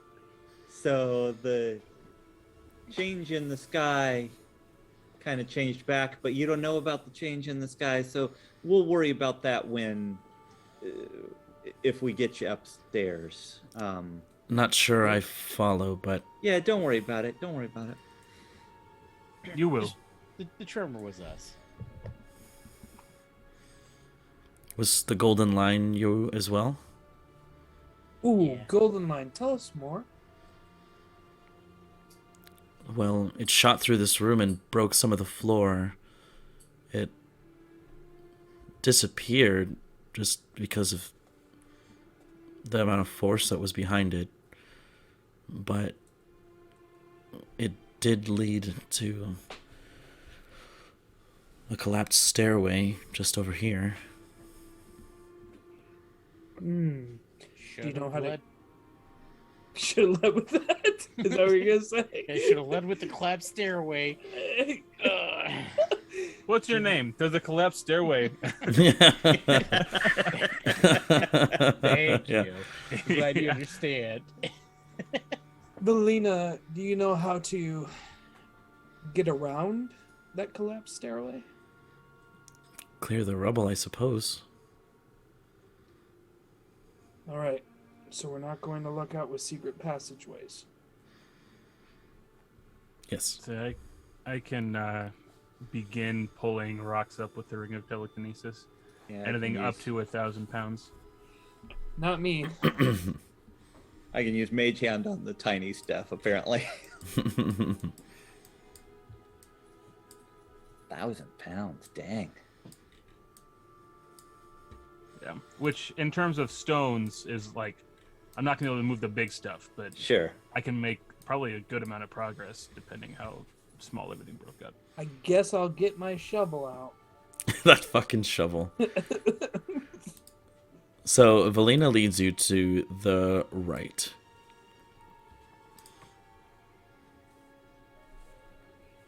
Monsing, I thought you'd checked this area out.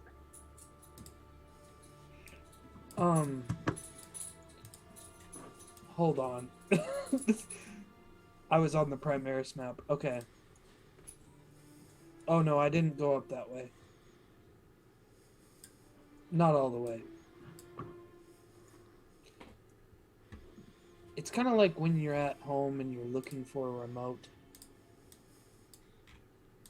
and it's right in front of you. Sometimes in your hand.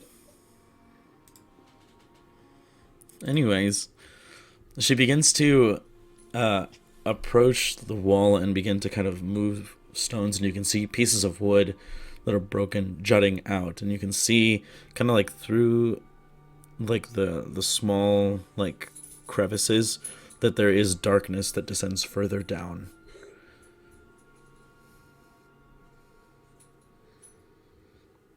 And so with a group effort, you all begin to pull stones out, and eventually most of the passage is cleared within, a matter of minutes.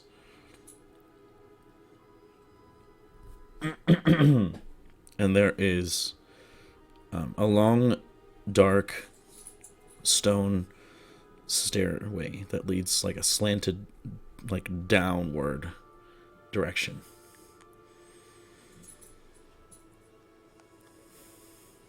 Was all of the walking that we did up to this point, after we left, the area directly under the fort, was that all pretty level, or were we heading downward as we were? It was pretty level, yeah. Okay.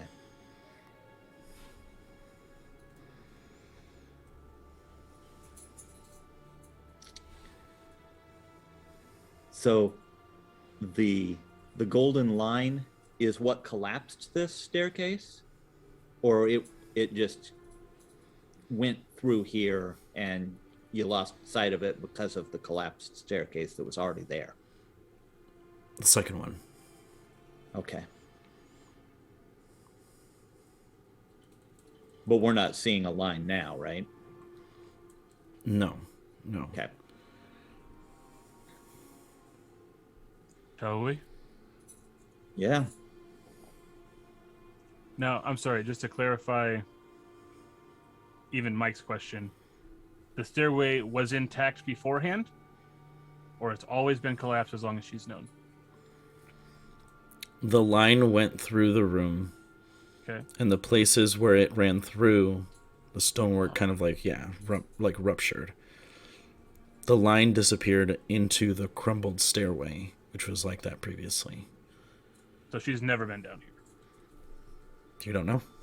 Okay. So you've never been down here? I don't know. Yeah. Hang on, I want to make an insight check to see if she's ever been down here. Yeah. It's funny that now you're actually asking questions. I have, but it's never been the most stable. Stable how? Can't keep horses in this hallway. Well, we can't keep horses all together, so... Yeah, That's a good point. fair point. That is a recurring theme with us. The hooked horrors, they tend to make changes.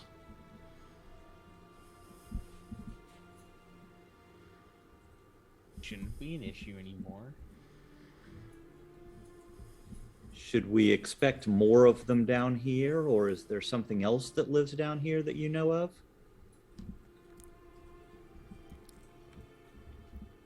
The hooked horrors mainly stay here in the rocky area.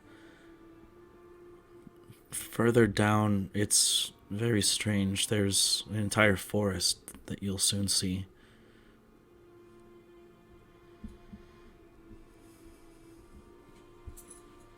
Okay, underground forest sounds cool. I do want to check this out. We have our own underground forest. And the Playing the roots. staircase goes to it. And it's been collapsed. The forest isn't made out of amethyst, is it? Because I've done that. Yeah, that's old hat. Yeah. What are you talking about? Okay. Yeah. No, that's good. Amethyst is like a precious stone. I know what amethysts are, but a forest made of... We've seen some things. We've seen some things. Clearly. Then I show her my prison tattoo. Do you know, is the forest relatively safe? I've never really wandered away from the entrance. At least not by myself. And those times I have gone, I tended to ride on the hook horrors.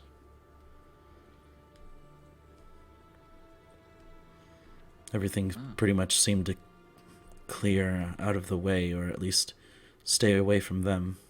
Mm-hmm. Ooh. I have an idea. And I try to pick one of the hook horrors up, and I'm going to see if I can walk with it. On my back. What's your strength score? Not good. 8. Yeah, so you're like, hey, look, everyone.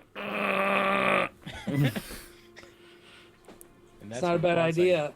It's not a bad idea, and I might be able to help with that. It's almost like we have a guy who can turn into monsters he's seen. That is a sighting, right? Mm-hmm. Okay. You don't need to take a nap before you do that? I've got one more use of it. Maybe you should take a nap. In I case really you- like... Yeah, Dane, go to sleep. Okay, good night. Yeah, everyone's just bullying you into going to Right. sleep. Now, here's the interesting thing. Here's the interesting thing about where we are. We can just go back upstairs and go to bed if we need to. We're not far from home. That's true. We should look and see if we can find you some new clothes anyhow. I say to Belina. Just something that fits you a little better. Get you a proper bedroom too. Well, Proper-ish. yeah, we still got some work to do. We just installed a new bubble. It's real nice. The sunlight's amazing. I'm not sure what that means exactly, but It's okay. At that point, I reach up here. Eat this berry. Just And pluck one I off of my... Oh, okay. Wait, all right.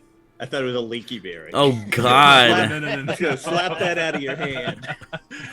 Who do you think I am? I know. Rondon friggin' Timbers? No, I'll pluck... I don't know what you've had to eat. It seems like you've fed, but... What is that supposed to mean, Dane? You're alive. You look well fed. You have the strength to lift a sword and He's like, defend- dang, girl, you thick. Yeah. Never mind. Go hungry, and I throw the berry down the hall. All right. And that's what we'll pick up I next didn't time. make a deal. All right, we'll pick that up from there, or if you guys decide to go upstairs, we can just do that now.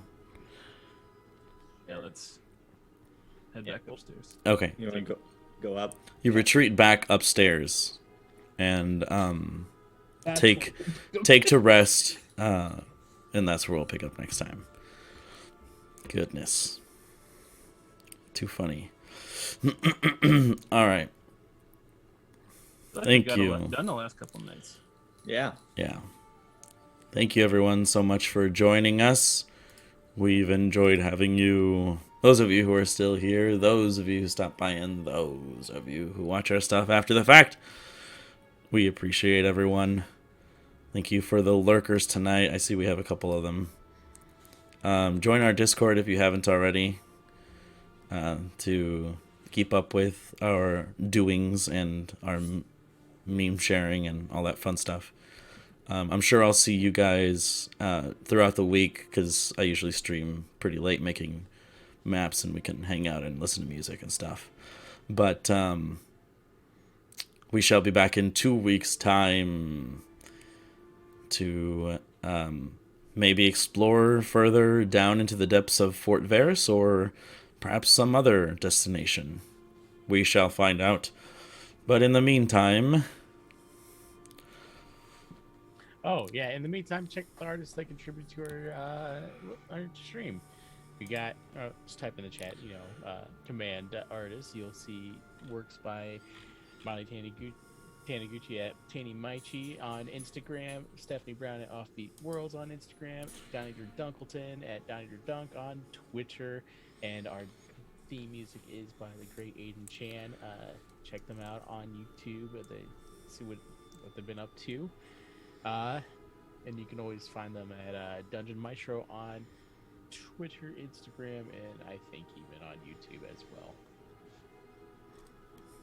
Yes, and excuse my weird voice. Something's going on here. I think I'm going through puberty. No, just kidding. Wow. No, An I enormous think... thank you to the fish who lives in the boot. There you go. Sponsoring us tonight. Yeah. Um, Do without them. we're gonna go ahead and raid ZG because he's streaming right now. ZG. What's up, ZG? What's So, up, baby? I'll give my goodbye spiel in a second. Yeah, we're gonna raid ZG. So, thank you everyone so much for watching. Farewell and have a pleasant tomorrow.